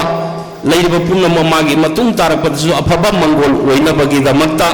असिगुमलबा सुबाबैबा हारिबा लुहोंबगी थौरम से ख्वाइदगी Mongol ओइननबगी दमक्ता Hari मागी संकीर्तन मागी लीला मयाम से मसिबु सक्सेस सोंजरगा अफबा मंगोल फंगजनबगी दमक्ता मसिगी हरि संकीर्तन जे हौजरगे हाइदना लाउरीबा लाउबदी संकीर्तन मपुनसु लाउई संकीर्तन मपु याउग्रबसु इसई हल्लिबसिना लाउगनी मरक्ता अमुक्सु कृष्ण प्रीत्यानंदे बोल हरि बोल अमुक्सु लाउरी तौरीबदो कृष्ण प्रीतिगिनी सोइबा यादे अदुगा हौग्रबदी मसे लेप्तना होरेन बिजोय लोय संकीर्तन हाबसे संकीर्तन हे होबदगिना लोयबा थौरंगदना लोयद्रिबावदी ngसाई हे होबदगी सख्रबनिना लोयबा बावसे संकीर्तन सि लेप सुया याते अदुबो हदिदि के दौरे सोंदन नाकन अनिदा अनी खक फम्मे पुंग अमा खक येरे मीदुनि यामद्रबनिना वारबनि ना कोथानिंगेबा मसी जगत के हौनबनेबा मदुगी खुदोंग चाबा लौरगा के दौरे बोर सि लाकांदा ngसाई बेन थिन्दना खोंगदा तौरपनि मदुगी खोंजेन दो मदुदा इसई सई सिंजे चप लेपे आइन करिगिनो नोइना इसई मरक्ता लेपिसि करिगिनो हाय कांदा स्केल काय हाय मोय हायनि स्केल काय अरे आइन हायबा अदुदी नोय ओजा खनबो वालेदना नोय उद्रो संकीर्तन सकपिरिबा ओजा गुरु नुपा सिंगी संकीर्तन दा कर्म मतंदा बोर लापगी खोंजेन ओइरो अदगी नाकल अमदा अहोब खोंजेन बु ओइरो फाने यामना लाउरा सु मोगी संकीर्तन से सुकाई कायदन सुलेप लेपतना होय इसई ओइना सकपदो मदुगी खितंग खुदोंग सादरे हायरगसु तान थारिबा पुंग येरिबा अदुदी लेपतना संकीर्तन अदुम समनबि याइना से अखोइना करिगुम कांदा अहोरात्र कटले सिरसु कलिमनि सही खुदिंगी मतंगी मतुंगिना खुदोंग साददना लेपखिबा यावबगी वानी सही अमगी गोबिंददा अहोरात्र सि कली अदो अहोरात्र हे हे हौबदगी ngasi haugiba pungham je ayuki pung 10 dagi haure adum leptana sankirtan no oiro lairik no oiro amano oiro moron adum leptana sina raga sina hayengi pung 10 sida bijoy loigidoini adugumna aikoina ngasi sankirtan ama tawba habase he hobodagina loiba phawje masi lepa yati hebeni adugi hoji achar bichar leitre hoji tawning da tawre tawning da tawbasigi मांगजरपसे कानानो हाइबदा तौरिबा मासु अदुदा प्रधान ओइदना हाइदि मकु ओइदना तौरुरिबा पुरोहित अमदि मधुबु कच्चरिबा संकीर्तनदुबु कच्चरिबा मपु सइबा सोलिबा वसी खुदिमकसे लोइनबकसे अदुम मरी लोइनबक लैनैये तौरिबदि करिगिनो आइगी सासे मागी Mongol की दमकता मागी पुंसिदा अफबा Mongol ओइननबा जादा नबदा अफबा सेमदना मरु संगबा मणिपुर सना लेबाक सिगी तुमथिनगानबा अमतंग ओइजनबा हाइदना वखलदि अदोमद खल्लगा थबकदि तौबा तौथोरप थबकतना नाकालमदा इहो होबसी मरु ओइना अखोगी नपीगी संकीर्तन हाइरगदि अखोन उजबदा लुहोंगबसिना खितनमे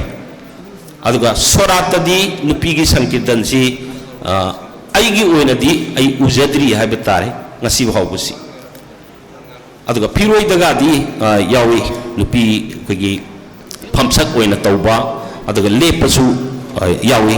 masagi mathakta imasina takpi kiba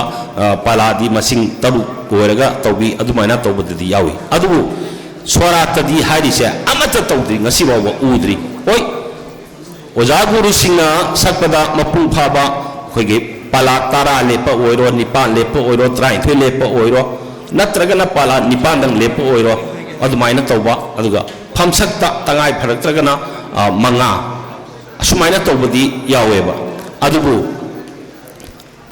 soratadi nupina sankirtan taubaisi hanadagi paramparadagi sanarakte aduga ngasi phawsu madudi thengadri aduga laithorei luhongbase masigi matang sida kwai lurei di luhongbadune soratuna karigi hena luribano luhongbadudi ludrabra leikidaba haibududi tasengnamak magi jibadugidamakta aran pum phangnanaba ilahuriba imung manung macha machu singje afaba mangol oinana srada karama hai langi bne srada penbi nabagidamta kathokchaba aduga luhong bai magi ahuba tangka amane hauruk padrudagi hauna soihalle asoibase ngasigi mifam sigi khudong saba lawjaraga aina thengnajarakpa aina ujarakpa खरदंग मयामदा सेंदोकनबगी तंजा अमतंग लौजगे अखोगी मांगद लेंसिनबिरिबा नाम चुनबिरिबा ओजा गुरु सिंह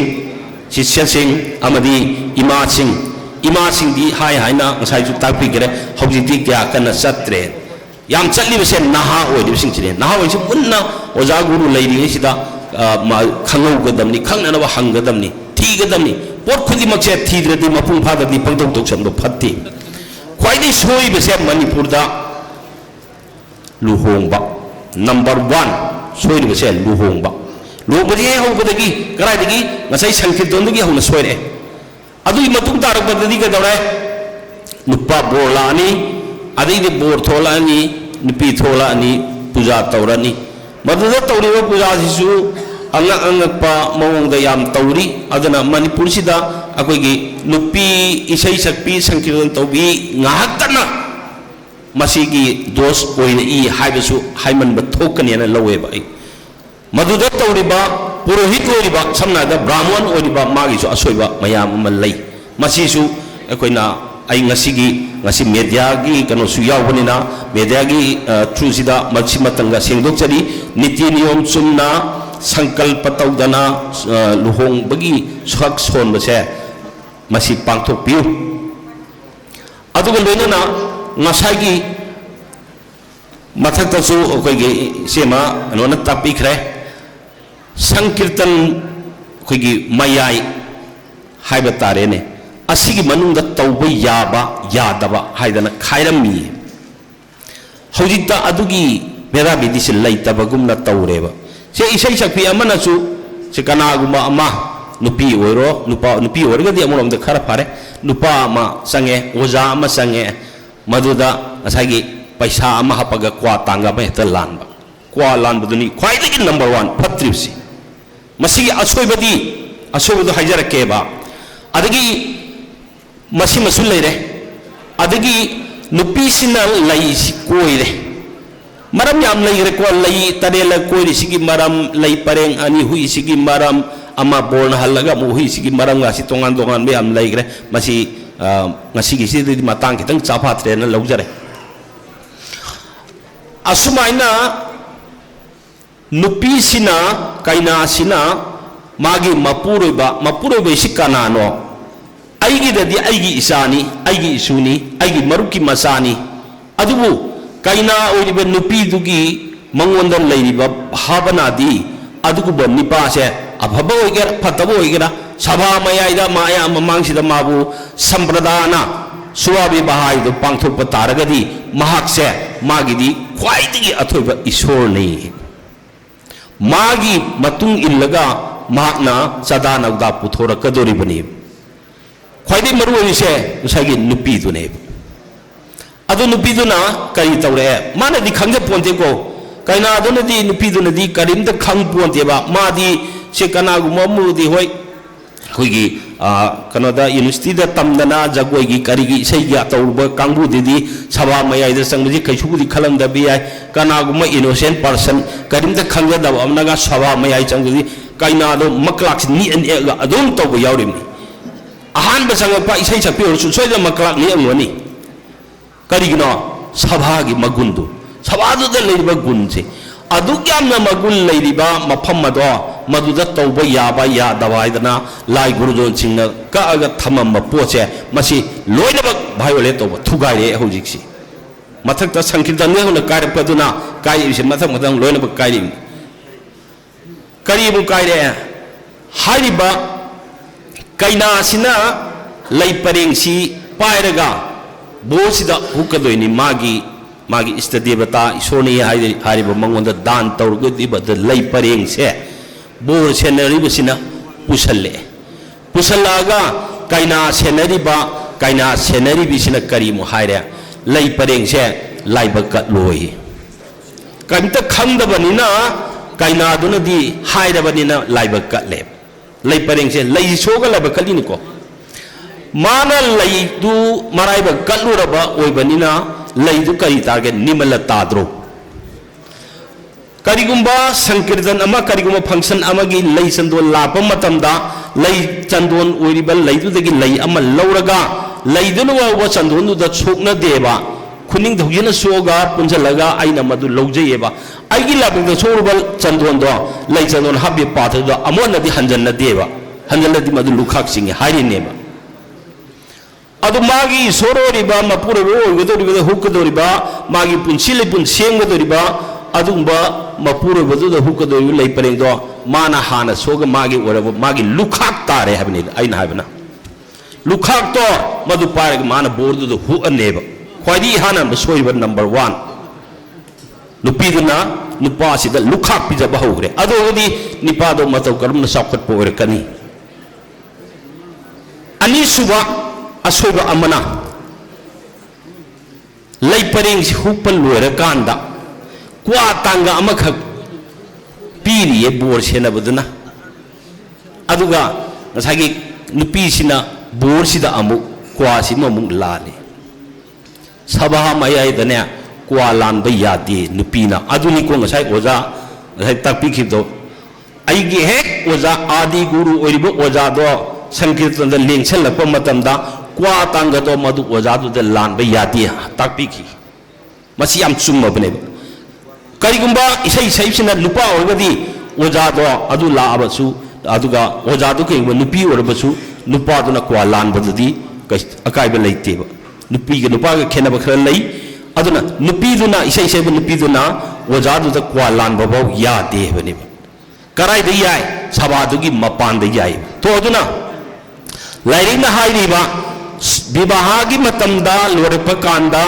निपी Nipah अनिसे मसी क्वा लानगनी अमदी इहान हानबदा कांगसुबी लानगनी हैबनी कांगसुबी लानबगी मरमसु लई क्वा लानबगी मरमसु लई मसी अंतरा ओइबा हाइदी मनुंगी ओइबा समना हरबदा अखोइन ngasi सईबा संकीर्तन इसै सैहेक्सिसु राधा गोविंद अनिगी रस मयामदो मदुनि रससिदा मनुंगी रस मपानगी ओइबा हाइदोकपा याबसु लई हाइदोकपा यादबसु लई असुमाइना राधा गोविंद अनिना सेमंबा फजखरबा मयामदो मदुबु अखोइना इसै ओइना सैथादना सक्चरगा तौरिबा कर्मदो मपुंग फानरबगी तौरिबनेबा अदुना ngасai सभा मनुंगदु दैदा तौदी तौगदबा क्वा लानगदबनी अदुगा कांगसुबी लानगदबनी हाबदी लाइरिंगना हाइरमी हाइदना मानतो मयाइसदा लई परेंग हुपल ओरकांदा क्वा तांगा अममुक लाले मदुसु असोइबा नंबर 1 नेबा पोती लैरिबा तौगदबा अदुबु तौनरमदेदि करिगिनो मसिमुसु थीबम चंगे हाबनिदा लाइरिंगना क्वा लालो हाइरेबा अदुबु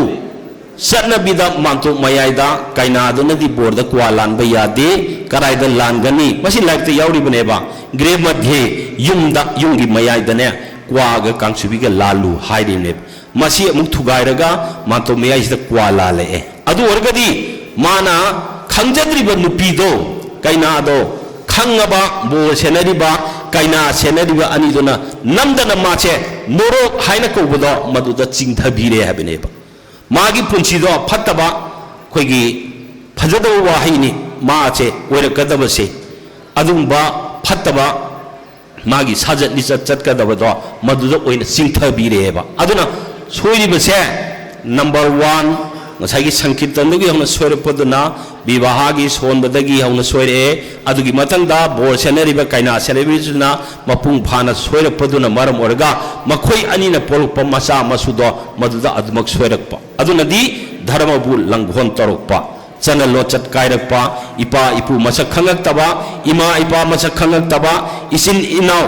नुंसीबा हाबिसे मसी तपना तपना मयेंग तारकपा खुदिमकसे कदाइदगी सोई अखोइना तौबा थबकतो मदुना मरम ओरगा सोइरकपनी हाबिदे फजखरबा सिगुंबा संकीर्तनगी नुंगदा चेलिबा इसेनसे अखोइ मियोइबगदी यामना नकनबा मसी कानाना उबीदना संकीर्तन से हौरफम से कानाना सेंबीखिबगेबा जगत मपु ओइरिबा भगवान दो मदुना जगत सेमबगी तुंगदा मियोइबा जीवा ngasai aina haikiba jiba lakha humpuga marido madu puthoknabagi damakta brahma bu seme munna tabi ko mayam humpu mari seme bako jiba humpu mari sema bagi tungsida brahmana miyoiba habse sema kansida miyoibagi damakta kari emuk sembire rasa haiba pot amakak seme rasa se brahmana rasa yangkai kak semi rasa yangkai se masih brahmana semaga puthoe aduna kanada upire srishti stiti pralayoi sibiba jagat se masih bungapi bakan bibel losin bagi thaudang lauriba siva mahadeva da sinare siva mahadeva namu rasa manga mahapchalaga rasa yangkai manga sure haiba rasa yangkai manga se masih जगत की मपू भगवान श्री विष्णु की मफमदा रस यांखै मंगा से club कांदा भगवान रस मंगा महब चलगा रस हुंफु सेमख्रेब कनागी दमक मियोइबगी दमक हाइब रस हुंफु से मसी भगवान मधु पायदन लेरगा भगवान की मागी अवतार की मतम लाभ कांदा श्रीराम वृंदावनदा इबोन अवतार तौराबगी तुंगसिदा श्रीमती राधिका का इबेमगा लोइनना सानरपलिरा मधुदा मसागी रस हुंफु से मसीगी मनुंग दे यावरिबा पुनमक तुबु हेन संदोकना भगवान कृष्ण न थंबी किएब अदुगी मनुंगदा राधा गोविंद अदो नत्तबा मागी अकोइबदा लैरिबा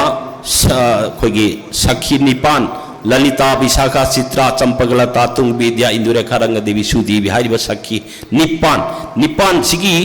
मंजूरी निपान हुंफु मरी ngasagi rasa semak basisu हुंफु मरी ओइरकदौरिबनिको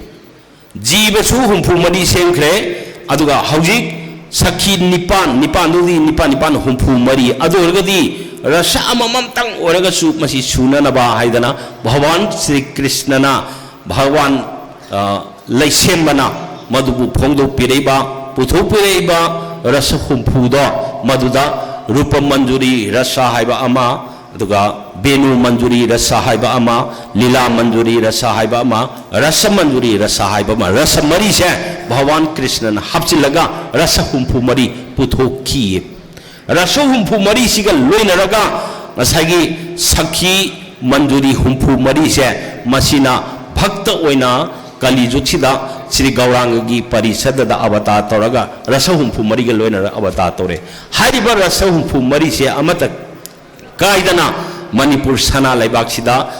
राजसी भैगचंद्रना हाइबा रस हुंफु मरी सिगी मनुंग चन्ना फजख्रबा नत संकीर्तन हाइबसे कीर्तनदगी संकीर्तन लाए संकीर्तनदगी अखोगे महायज्ञ महासंकीर्तन लाए अदुदगी दी नत संकीर्तन हाइबा महायज्ञ की मसक ओइबा संकीर्तन मयाम से मसिदा ख्वाइदगी फजबा रहस्य मयाम दो मधु खंगलगा फजबा मयाम दो मधुबु सेमबा मधुबु नत संकीर्तन कौरिबनी फजख्रबा से मसी हौजिती तपना मांग थरकपसे मसिना मरम ओरगा अखोगी जगत सिदा जगत हाइगे तसेंगनमक अखोय मणिपुर खक्त नत्तेबा हौजिक येंबियु फेसबुक ते येंबियु असम लोमदगा तौरइबा संकीर्तन सिदा नुपीना पुंग येसनदना अदगी चोलोम तोकतना तसेंगना असेंगबा संकीर्तन की मसक से हौजिक कराइदे उगनी असेंग संकीर्तन उबीगे हारिगदी श्री गोविंद की दने पर्वदिना उतंग लिंगबिरो मसिदा कलिबा संकीर्तन से असेंग मसक तो उबु फंगनी मसिबु फजख्रबा संकीर्तन की मसक असेंग बसे मसि गोविंद नतन उबु फंगद्रे समना हाइरबदने पुंगी बरसिना मखोंग थांगत बावदा वांग थांगत यादे खुयौन थांगत यादे पलानसु खोंजे चोलोम तौबकांदा वांगना थांगत यादे हाइबा मदुगुंबा मागी रसमयाम अमा लैर मसि कायदा ngaई गोविंद दी ngaए अदुना गोविंद की तौरिबसिदी हानदगी चनरंबा नीति नियम दो मधु ngaktन लैरिबा प्रिजार्व तौरगा लैरिबा अदुगुंबा मफम अमनेबा अदुना असेंगसे मसिदा उबो फंगनी अदुना मतंग साना मसिबुसु मतंगी मतुंगिना अहोंग लाकपा याय हौजिकसु लाकनबगी कन्न होनदबा natte kana kana gumon honarei adubu matangi matungina madwa ohum lakadabani govinda gida tawriba sanariba pummaksidi aina khange ai haire ai khoidi aphawbani heta semdo ani habdo heta yadi karina govinda habesidadi manipur gi rajeshwar oiri haujibo ningthauda langjarodi kari oigani mak soidana angang ongani thaina mamangi tawrana mise aduga chamane hauji govinda gi kana gumana ne thaja daba kana gumana govinda gi dane aparadhi oiba tawba yadaba hek tawbiyoba mak yang koina legi yeng se bangta govinda sidi hauji hauji ne wa ngangnaba wari sanaba yari bane govinda se govinda da ek lana tawraba aigi tawgadaba niti niyomdo madugi wangmada aina tawraba ai soidana ngasi di phamangani hayengdege phambanga moy aduna ngasi manipur gi soitharaiba asigumbा Govind का मरी लेना संकीर्तन से मसीबु चुमथोनबगी दमक्ता करीगी दमक्ता गोविंद की सिलिबनो गोविंद की पलालोइसं lion पलालोइसं खक्तना मसी सेंदोप ngमगद्रा ngमोयबा ngमदोइसि कनाना सेंदोपिगनी श्री गोविंदना अदमाना सेंदोपियु हाइदना एकोई संकल्प दौदना मंगोंदा निजदना मागी मफम से अग्र से अखरा से मसीदा मसीगी मिफम से पांगथोइबने नत्रगदी भैगचंद्र उपन्यास से पांगथोरसु याय मफम अमद पांगथोरसु याय अदुगा मयाम पुन्नम से तोवान तोवाना सिगुम अमत उदोरी लापियु होना एकोई बातोन तोब अमत नत्ते सोशल मीडिया दा ngasai एकोई सेक्रेटरी ना हाइबिख्रेको टीवी की पाउदा गाड़ी दा संदोकना अदुबु सिगुम्बा फत्रे हाइना खरागरा खंगब सिंगदुरी ngasi lakpiribasi laktribase mapung phana khangdibane asimaso haijake aduna laktriba makhoise lakpiriba singnasu sigumba ma lai phattaba habase akoi pum makto singase aba numisidagidi isora habasidi amatani aina hindu ni aina kristani aina islamic ni aina maitai ni aduni na somda chatlagadi aphabaise kaidongoi da oiroi hojidi democracy ni haibagi namaz da mana ngangning sakning ba pangang ngang khangdaba singnadi mana ngangi bu achum bo ri na khangjadri ba angang singnadi madubu achum bane na lograne hogi tong ra ipsi asoi ba madu munna masi chumbra lanbra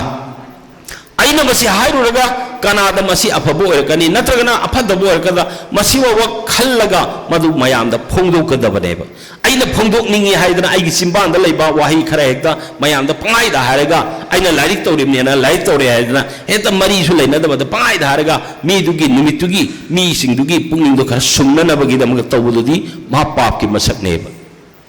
aduna achumba niti niyom do madu pangthok minasi haibagi da makta asoi ba laikhe singda madu soidaba ngambu kana lebage pungmuk soigre aisu soire soigre khangab kandadi aikoi kana da haijagani aikoi gidi amata ngairaba isoro ba Sri Govind gi soronda aikoi pumna man sangjaraga aikoi gi asora do ngakpi wa sigi tung tarak badadi aikoi gi Manipur rajya sida natana Manipuri haiba jati se masina lairiba mapam खुदिमक्ता लैरिबा पुमनमक्ता मदुबु चिंचिनबिरगा मखोई की मफमदा लाखदबा तुंगी पुसिदा लाखदबा फत्तबा पुमनमक्ता इबो नंग ngakpiyu सोइगी लानखिबा पुमनमक्ता इकोदा ngakpiyu हाइदना ngasi मिफमसे Shri Govind की देत पांगथोकसबनी aina laujari mayam pumnamagna haibu wafamse aigi pukningda ngasi aba nimisidagidi Sri Govind gi soronda aigi soikiba lankiba pumnamanga piyoidana magi soronda sangdadana mapung phaba chakhotpa Manipura ma oina nabagi damak Manipurda leiba akoi ethnic group mayam pumnamakse amattoina hanagumna nuksi sanana ingna chinna leina nabagi damak tangasi lengbirakliba pumnamakna nupa nupi thidana Sri Govind gi soronda prarthana karminasi haibu wafamse thamjaraga nanai matang sida tension jarage Hare Krishna ayo Sri Krishna arpanamastu Hari Om Tat Sat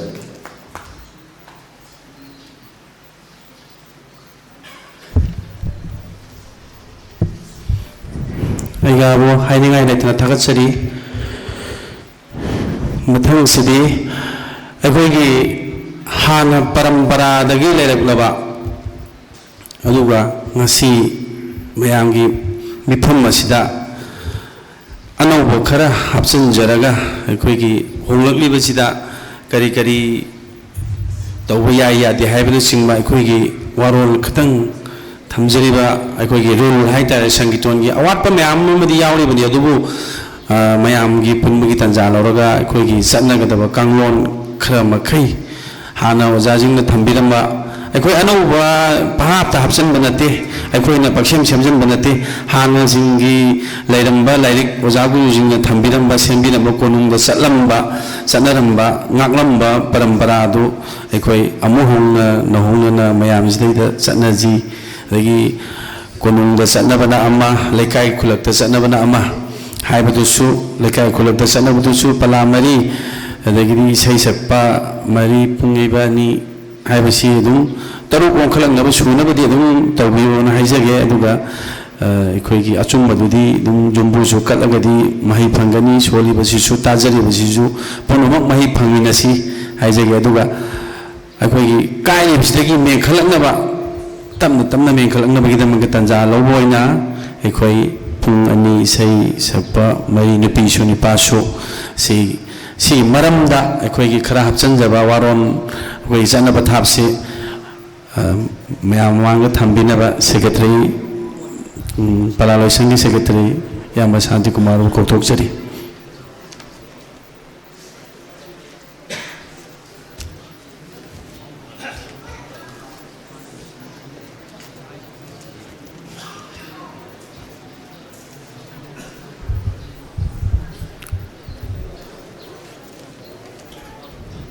Shri Shri Govind Radha Govind बुई ethane Sen थागोनजरगा ngasiगी ऐतिहासिक ओइरबा निमित असिदा श्री श्री गोविंद जी पलालोई संगमदी श्री श्री गोविंद ब्रह्म सवालोई संग अनिना काइथरलेबा संकृतल सिगी मेंखनबीदमक्ता हाइदुना ओजासिंग अखंगाइसिंग परंपरादगी थंबिरंबा लाइरिकसिंग पुनमक्तगी नैनजरगा अखोइना वारेप खरदंग लौजरी वारेप सिंह अदु वारेप अममम पाथोरकपदा लोरकपदा अखोइना मधु चनसी यारे हाइबा लेरगदी वारेप लौरकपदा खुबा अमममदम खुबिनबा यारे हाइबदु खंगनबिनबा मयामदा नोलुक्सरी मणिपुरी नत संकृतल असी live खरब गुरु सिंह थंबिरंबा परंपरा अदु ngakलसी हाइबगी पांदमदा श्री श्री गोविंद जी पलालोई संग अमदी श्री श्री ब्रह्म सभालोई संग अनिना सिंजरिबा काइथरलिबा नत संकृतन जी मसक मवों कन्ननबीदमक अखन्नब मिफम असिदा ngasi lengbirakliba punamaki apunba kholaw galoinana ngasi sabhana warep khara लौजरी वारेप Singh असida इसाना यानिंगदबा सेमदोक हनिंगबा लैरबसु लेंबिरक्तुना सेमदोक हनिंगबगी मरमगा लोइनाना अइबा चिरोन पिबिरक्पा यागनी मरमदि सेमलिबा नत्रगा लौजरीबा वारेप सिंह असि टेम्पल बोर्ड के अयाबा लौजरगा बिल ओइना पास तहौनबगिदमक अदुगा एक ओइना ओंथोक्तुना लैहौनबगी पांदम मदुदा होनजबनी वारेप तो पाथोक्सरके अहानब वारेपता संकृतंदा पुंग नामत यैबा इसे अनिदंग सकप यादे मसी तौबिगनु पुंग नामा इसे अनि हाइबसिदी नाम संकृतन अखोगी लुक्कटपा अंग सुदबा तंगाई फदब मफमदा तौनै सत्कर्मददी तौनरमदे मसीना मरम ओइदना अखोइना पुंग नामत यैरगा इसे अनि सकपसिमा ngasidagiदी toklasi haijuna ngasigi mifamna yadaba leitana yanari ani sibawareta manipuri lata sankratanda nupaga nupiga punna solmina basi ojasina yaramde taunaramde masi ngasi haiba nubisidagi leplasi tauragumsi haina ngasigi mifamna yanaba leitana yanari ahum sibawareta ओजासिंग थंबिरंबा पलामसिंग असि राज श्री बैगचंद्र महाराज की मतमदगी महाराज कुलचंद्र फावगी मतमदा पुंगनी इसै तरुक बैबुं खोंबगा संकृतन मपु पुना तरा असि लेपिरमी तसेंगना संकृतन मयाइदा पुंगनी गे इसै तरुक पुना निपानदगी तादना तादबा हाइबा लेपिरमी मसी हरिनाम महामंत्रदगी लौरगा अमसुंग रसम पुमरीदगी लौरगा ख्वाइदगी पिकपद निपानदगी तादबा हाइना सेंबिरंबना मरम ओइरगा ngasiदगी अचुंब पलामसिंग असी पुंग अनि इसै तरुक अमसुंग ओइबुंग खोंबगा पुनन तरा ओइरे लोइनाना हौजिक मतम सिगी तंगाय फदना मतम सिगी यावन पुरकपा अनिसपि पुंग अमग यैब तोबा असि ngasiदगी तोकलगा मसिगी महुत्ता पुंग अनि इसै मरिदगी तादना अखोइ सोनमिनरसि हाइना ngasiगी मिफमना येनब लेतना यानरे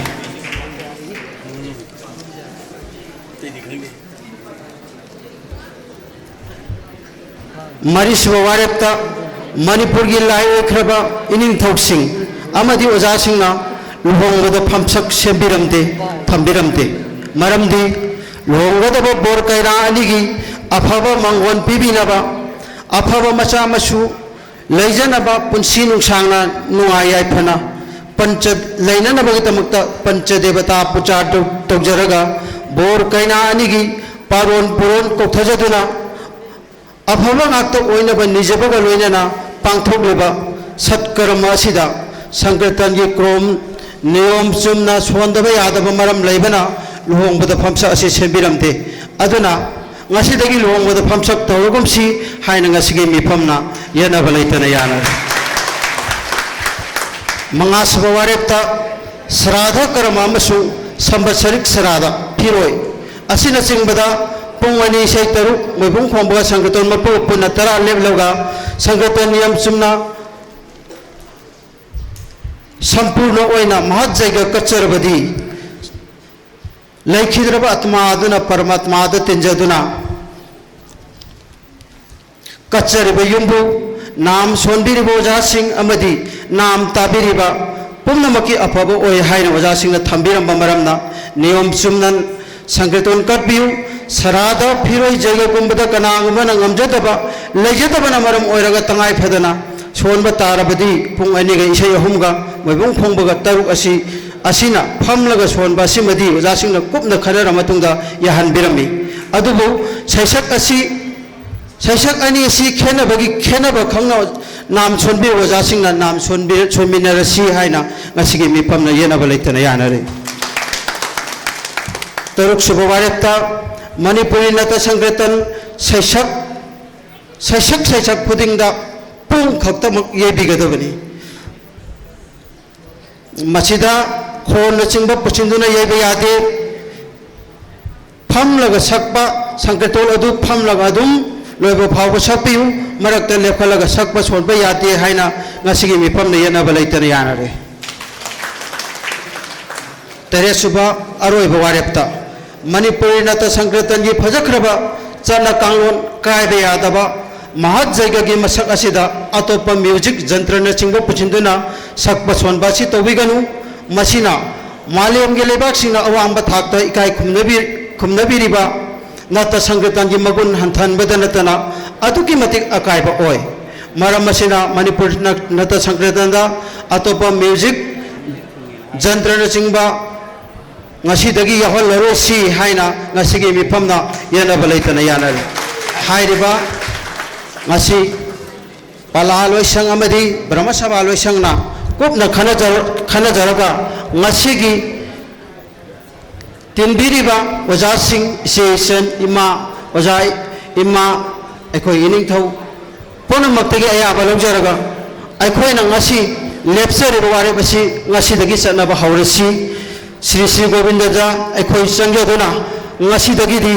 हारि बचना कांगलोल से सनरसी हाइदना गोविंद दा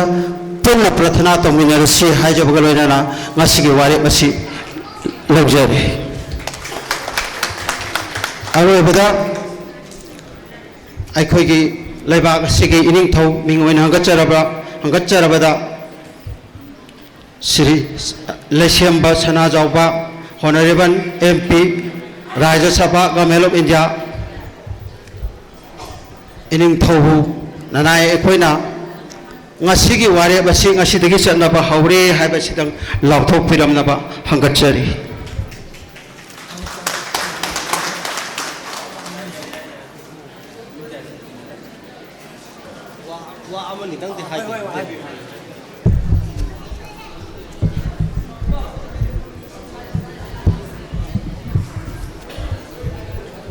ai mayam kuizar matam yam sang lojaro ahan bada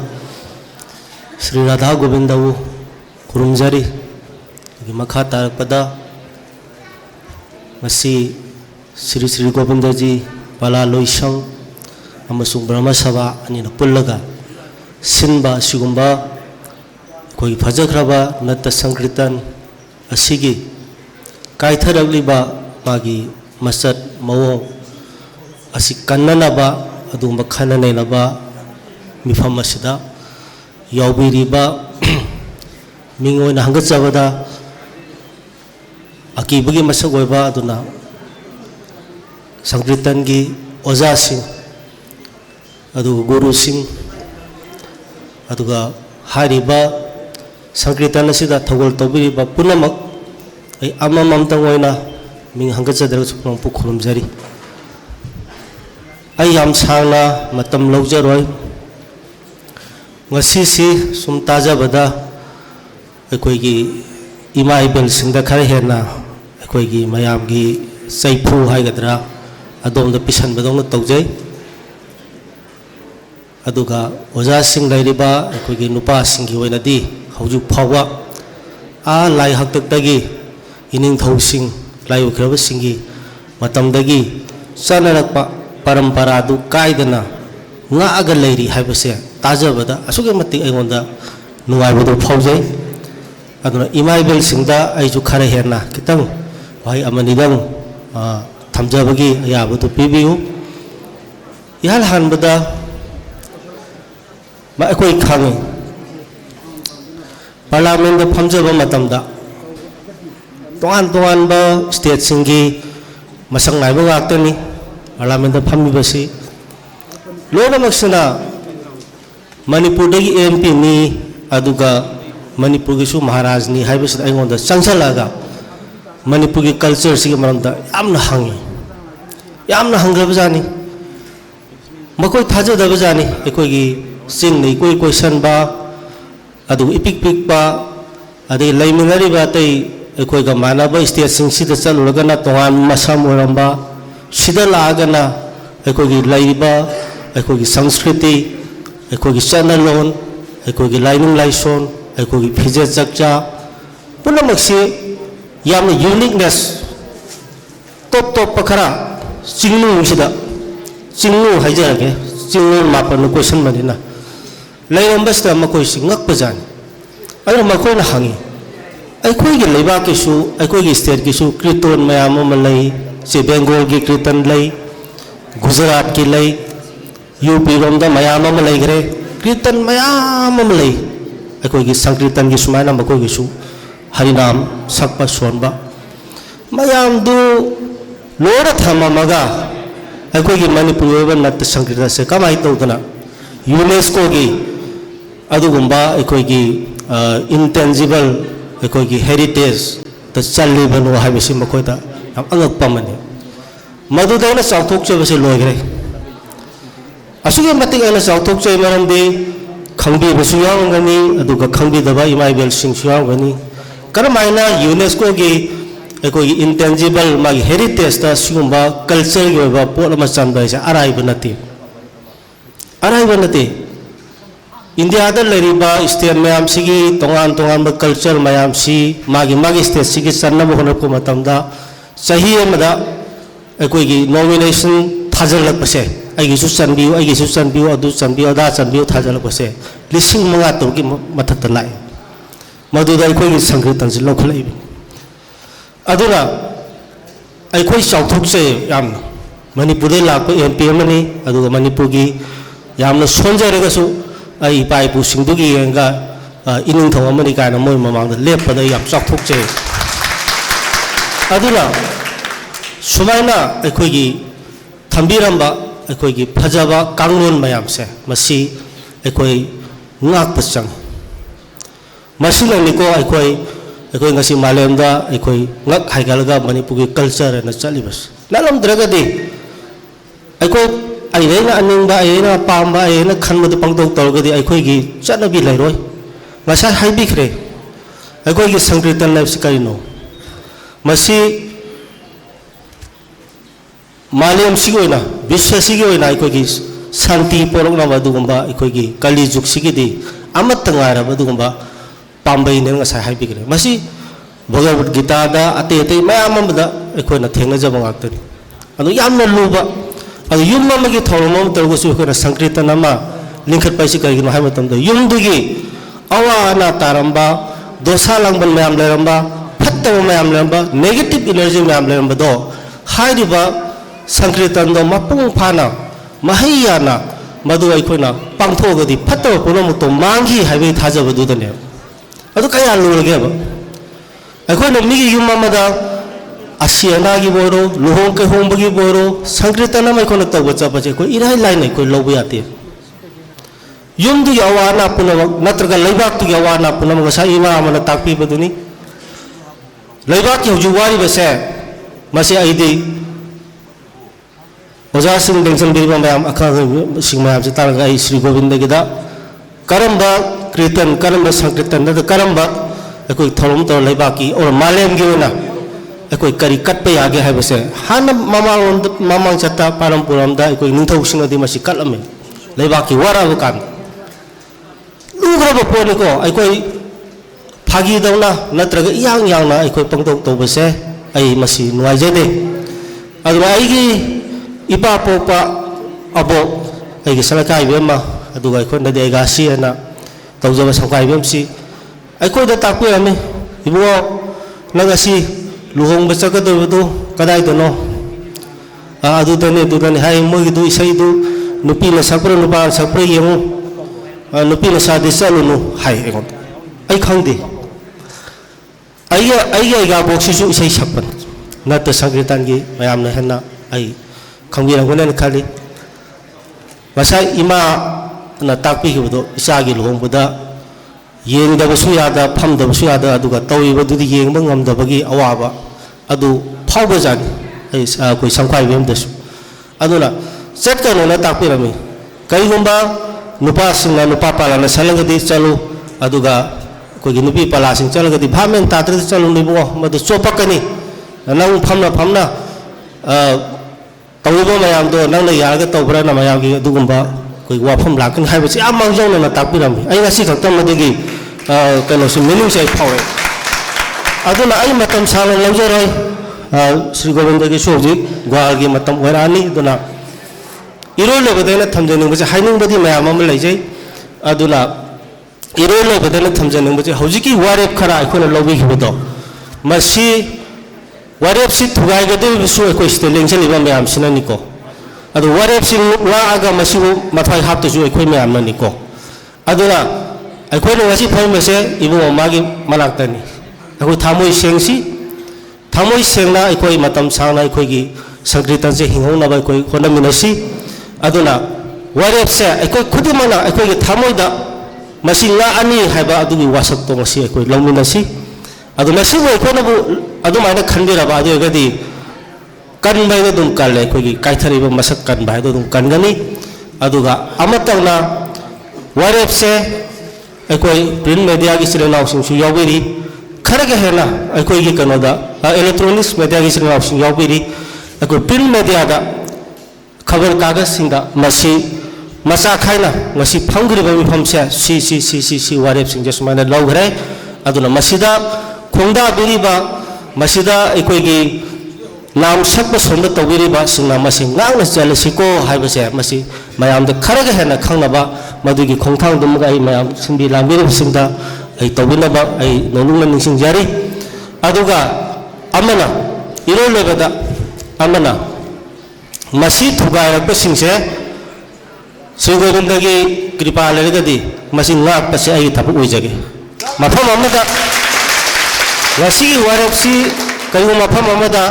ꯊꯨꯒꯥꯏꯔꯛꯄ ꯅꯠꯇ꯭ꯔꯒ ꯃꯗꯨ ꯎꯁꯤꯠꯇꯗꯅ ꯊꯧꯑꯣꯏꯗꯅ ꯇꯧꯔꯛꯑꯒꯗꯤ ꯃꯗꯨꯒꯤ ꯗꯥꯏꯇ ꯄꯨꯝꯅꯃꯛꯇꯣ ꯑꯩ ꯂꯧꯖꯒꯦ ꯑꯗꯨꯒ ꯃꯗꯨ ꯆꯨꯝꯊꯣꯛꯅꯕꯗ ꯑꯩ ꯇꯧꯖꯒꯦ ꯍꯥꯏꯕ ꯋꯥꯐꯝꯗꯨ ꯊꯝꯖꯔꯒ ꯃꯌꯥꯝ ꯄꯨꯝꯅꯃꯛ ꯈꯨꯔꯨꯝꯖꯔꯤ ꯃꯌꯥꯝ ꯄꯨꯝꯅꯃꯛ ꯊꯥꯒꯠꯆꯔꯤ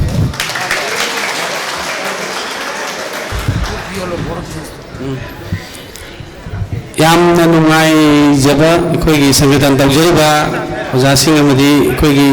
ꯏꯆꯤꯜ ꯏꯅꯥꯎ ꯄꯨꯝꯅꯃꯛꯇ ꯌꯥꯝꯅ ꯅꯨꯡꯉꯥꯏꯖꯕ ꯋꯥꯐꯝ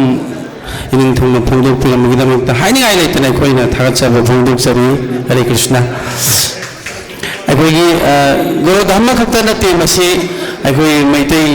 ꯏꯆꯤꯜ ꯏꯅꯥꯎ ꯁꯣꯟꯅꯄꯨꯡ ꯁꯛꯂꯤꯕ ꯁꯣꯜꯂꯤꯕ ꯃꯩꯇꯩ ꯏꯁꯩ ꯁꯛꯂꯤꯕꯁꯤꯡꯒꯤꯁꯨ ꯑꯅꯤ ꯄꯨꯂꯞ ꯄꯨꯟꯁꯤꯜꯂꯒ ꯑꯩꯈꯣꯏꯒꯤ ꯃꯊꯪꯒꯤ ꯑꯦꯀꯥꯗꯁꯤꯒꯤ ꯃꯅꯨꯡꯁꯤꯗꯩꯗ ꯑꯩꯈꯣꯏ ꯄꯨꯂꯞ ꯐꯝꯕ ꯌꯥꯕ ꯃꯐꯝ ꯑꯃꯗ ꯃꯤꯐꯝ ꯑꯃ ꯄꯥꯡꯊꯣꯛꯑꯒ ꯑꯗꯨꯁꯨ ꯑꯩꯈꯣꯏ ꯋꯥꯔꯦꯞ ꯂꯧꯅꯅꯕ ꯑꯩꯈꯣꯏ ꯄꯥꯎ ꯐꯥꯎꯅꯗꯨꯅ ꯁꯦꯝ ꯁꯥꯕ ꯂꯣꯏꯖꯔꯦ ꯑꯩꯈꯣꯏ ꯏꯆꯤꯜ ꯏꯅꯥꯎ ꯈꯔ ꯐꯥꯎꯅꯗꯨꯅ ꯃꯩꯇꯩ ꯏꯁꯩ ꯁꯛꯄ ꯄꯨꯡꯉꯩꯕꯁꯤꯡꯗꯒꯤ ꯂꯣꯏꯅꯃꯛ ꯑꯩꯈꯣꯏ ꯄꯥꯎ ꯐꯥꯎꯅꯗꯅ ꯑꯗꯨꯒꯨꯝꯕ ꯑꯃ ꯇꯧꯁꯤ ꯌꯥꯏ ꯍꯥꯏꯗꯅ ꯃꯌꯥꯝꯒꯤꯁꯨ ꯑꯁꯣꯝꯒꯤꯁꯨ ꯌꯥꯝꯅ ꯑꯩꯈꯣꯏ ꯃꯔꯨꯑꯣꯏꯕ ꯄꯣꯠ ꯑꯃ ꯑꯣꯏꯔꯤꯕꯅꯤ ꯍꯥꯏꯕꯁꯤ ꯑꯩꯈꯣই ꯏꯆꯤꯜ ꯏꯅꯥꯎ ꯄꯥꯎ ꯐꯥꯎꯅꯖꯕ ꯈꯔ ꯑꯗꯨꯝ ꯌꯥꯎꯖꯩ ꯑꯗꯨꯅ ꯄꯨꯂꯞ ꯄꯨꯟꯁꯤꯜꯂꯒ ꯃꯩꯇꯩ ꯍꯥꯏꯕ ꯂꯩꯇꯦ ꯒꯧꯔ ꯍꯥꯏꯕ ꯂꯩꯇꯦ ꯁꯣꯟꯅꯄꯨꯡ ꯍꯥꯏꯕ ꯂꯩꯇꯦ ꯁꯪꯒꯤꯇꯣꯜ ꯍꯥꯏꯕ ꯂꯩꯇꯦ ꯄꯨꯂꯞ ꯏꯆꯤꯜ ꯏꯅꯥꯎꯅꯤ ꯁꯤꯒꯤ ꯊꯃꯣꯏꯅꯨꯡ ꯑꯆꯦꯠꯄ ꯑꯃ ꯊꯥꯖꯤꯜꯂꯒ ꯊꯥꯖꯕ ꯊꯝꯃꯒ ꯑꯩꯈꯣꯏꯒꯤ ꯏꯅꯤꯡꯊꯧ ꯌꯥꯎꯔꯒ ꯃꯐꯝ ꯑꯃꯗ ꯑꯩꯈꯣꯏꯒꯤ ꯄꯨꯂꯞ ꯑꯅꯤꯃꯛꯀꯤ ꯋꯥꯔꯦꯞ ꯑꯃꯁꯨ ꯂꯧꯅꯅꯕ ꯑꯩꯈꯣꯏ ꯇꯟꯖꯥ ꯑꯃ ꯁꯤꯟꯖꯒꯦ ꯃꯌꯥꯝ ꯄꯨꯝꯅꯃꯛꯄꯨ ꯈꯨꯔꯨꯝꯖꯔꯤ ꯑꯗꯨ ꯉꯁꯤꯒꯤ ꯂꯦꯡꯕꯤꯔꯛꯂꯤꯕ ꯄꯨꯝꯅꯃꯛꯇ ꯕꯣꯜ ꯑꯣꯐ ꯊꯦꯡꯛꯁ ꯄꯤꯕꯤꯅꯕ ꯔꯤꯇꯟ ꯀꯨꯃꯥꯔ ꯊꯣꯛꯆꯣꯡ ꯑꯩꯈꯣꯏꯒꯤ ꯃꯔꯨꯞꯄꯨ ꯀꯧꯁꯤꯟꯖꯔꯤ ꯑꯗꯨꯒ ꯉꯁꯤꯒꯤ ꯂꯦꯡꯕꯤꯔꯤꯕ ꯑꯩꯈꯣꯏ ꯏꯆꯤꯜ ꯏꯅꯥꯎꯁꯤꯡꯗꯒꯤ ꯑꯩꯈꯣꯏꯒꯤ ꯀꯦꯃꯦꯔꯥꯃꯦꯟ ꯆꯪꯁꯤꯟꯕꯤꯔꯒ ꯃꯥꯒꯤ ꯑꯄꯥꯝꯕ ꯃꯣꯠ ꯐꯣꯡꯗꯣꯛꯅꯤꯡꯕꯒꯤ ꯇꯥꯟꯖꯥ ꯑꯗꯨ ꯃꯌꯥꯝ ꯄꯨꯝꯅꯃꯛꯇ ꯑꯩꯈꯣꯏ ꯂꯦꯡꯕꯤꯔꯤꯕ ꯋꯥ ꯉꯥꯡꯍꯧꯗꯕ ꯏꯆꯤꯜ ꯏꯅꯥꯎꯁꯤꯡꯗꯒꯤ खितंग लौब याबा खितंग लौबियो हाइना कोई प्रिंट में दे इचिनाउ दा हाइजरी और मफम साइड कई गुम खितंग लांग द मफम अमदा साइड होय होय कोई मैम पुनमुक्ता फमदबिगो कोई लुसनजद्री कोई मैम की अयाबा अमतंग मैम की करी करी अपाम मोट फोंदोकपगी तंजा अमतंग कोई कैमरामैन गा कोई संजिलागा खितंग फोंदोकनबगी तंजा अमतंग पिबियो अदुगा मतंग सिदैदा कोई बॉल ऑफ थैंक्स पिबिनबा कोई ताउ कोक्सिनजरी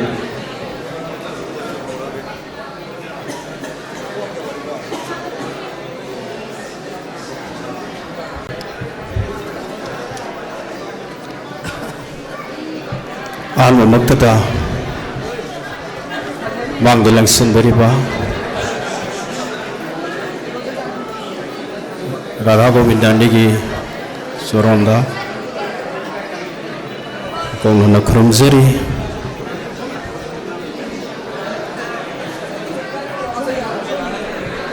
ngasi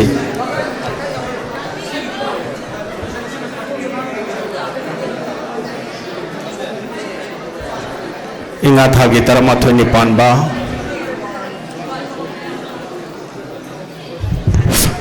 karbuwata nixing jage ba koi gi ngasi gi meeting asida saruk yaba lengbirik iba oja guru sing koi gi maning kitang haidok na phamiri basin koi gi program ase mission jadri angta langbi gi no akupa kitang khana jaki je haina ikong on hajari hello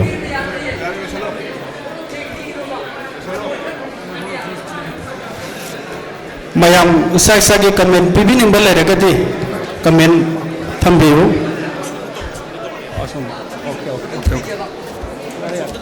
यारे यारे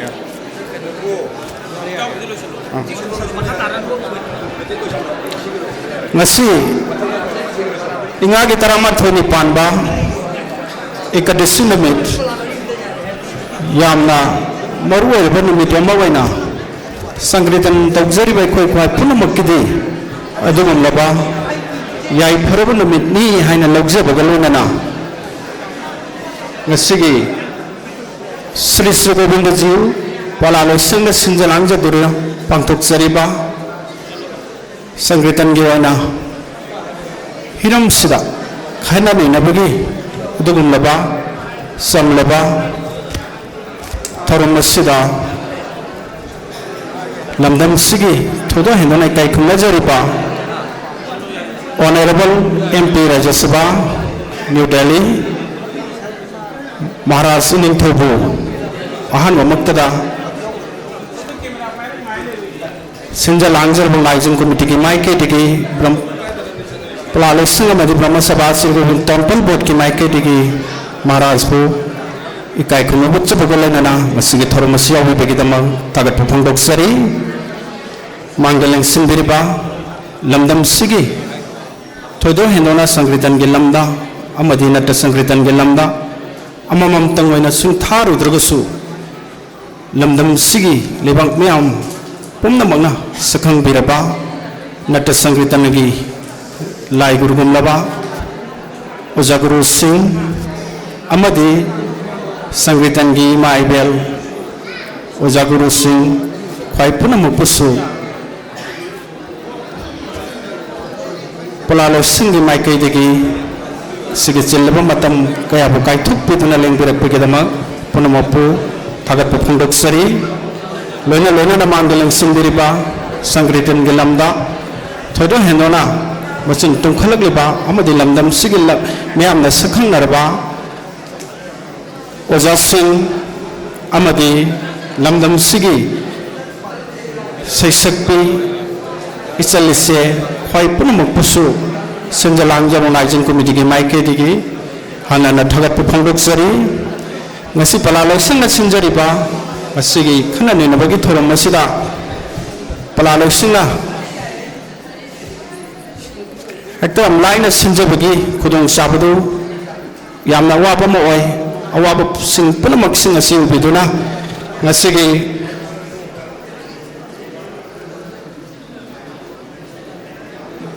Manipur ki speaker ona lengsim beriba thodo hinona kai khumna jariba honorable speaker Sri Toksom Saitapatra Singhana asigi pala loisina sinjariba thormasibu mai paknaba honabada amadi masida sangiba seliba batun tawda sangiba kholiba arrange tawda punamuk sigi sangbagi damakte yengbiraga lupa lising iphu pibirei ani subada Sri Govinda Temple Board asigi Temple Board asigi ngomni thawena thaw pibiriba lengsin biriba aikoigi kai khumna jariba Sanjam Surjit Chingana su lupa lising ani gi mating pangbirei loina loina na accountant Sri Govinda Ji Temple Board के accountant ने लेबिरिबा आइगा हरिदास ना असिगी संगीतन के पला लोइसंग ना तौबिरिबा थबक थरुम सिंह असिदा पैसा संगम गनि खनबि बगे दमक लुपा लिसिंग वा मतेंग पांगबिरे सिगे दमक तसु पला लोइसंग ना सिंगम लरोय दबल मनटोन संजरे हाइना पुनम पुथगत फंगदोक्सरी लोइना लोइना ना प्रिंट मीडिया इलेक्ट्रॉनिक मीडिया की कोऑपरेट तौबिरिबा ngasi khana ne ba sira sauna mating pangbirapgi damaktasu print अमदी इलेक्ट्रॉनिक मीडिया बुसु सिंजलांगजु नाइजिंग कमिटी पलालो सिंगी माइकै दिगी हनन थगत फंगदोक्सरी ngasi panthokसरी मफम असिसु आइकोगी श्री श्री गोविंद जी टेंपल बोर्ड आयाबा बिबि बगी दामक्तसु पलालो सिना श्री श्री गोविंद जी टेंपल बोर्ड बु हनन थगत फंगदोक्सरी ngasi chamlaba amadi amna maru arba thorum masira lengbiru ba khai punamuk pusu sinjalangjor naijin committee ki maike tiki punamuk pura boina thagat phundoksari thank you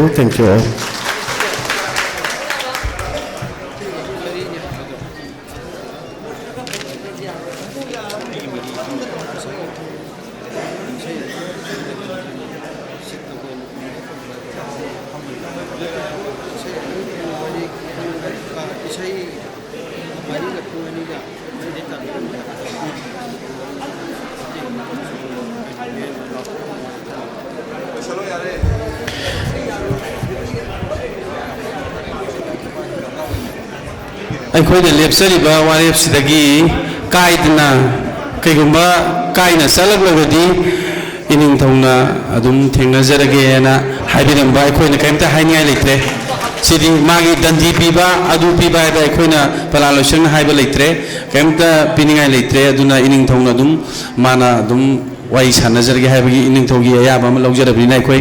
ngasi aduga pala masing matangda koi sangitan gini pa pala gi da koi taruk hai basi madi adum lai bani adubu ya ba ya da mo pham yengaga koi haina ragadi ya ragadi haina ragadi pala se asubati sangiton sarada dadi kegum asubasi taunaba hono haidana wajasing takpi adubu yari yadragadi ne tangai isai ani isai mari si so kaigumba tanja ama lauragadi kaigumba yabe yadaba juma juma mai mafam mafam dugi matungina haibani adu punamak do isina so ai haiba potse punamak lemina si haibaji punamak tagi ya thang laujaraga punamak tagi ayaba laujaraga ing thudagi ayaba laujaraga ngasigi maru oiraba ngasigi itisik oiraba aikogi history dal hawragadaba कोई संगीतों काय थरक लबो पुनमक सिबु कोई पुनमक मणिपुर दा लेबिरिबा मैतै अवरो गोरो पुनमक सिमाना रगा अमतंग कनबगी खोंजंग अमा माइ पाकबा अमनी हायबसी ngasi sabaji da thamjaraga punamak ta ki kaina ya thang jari punak kurang jari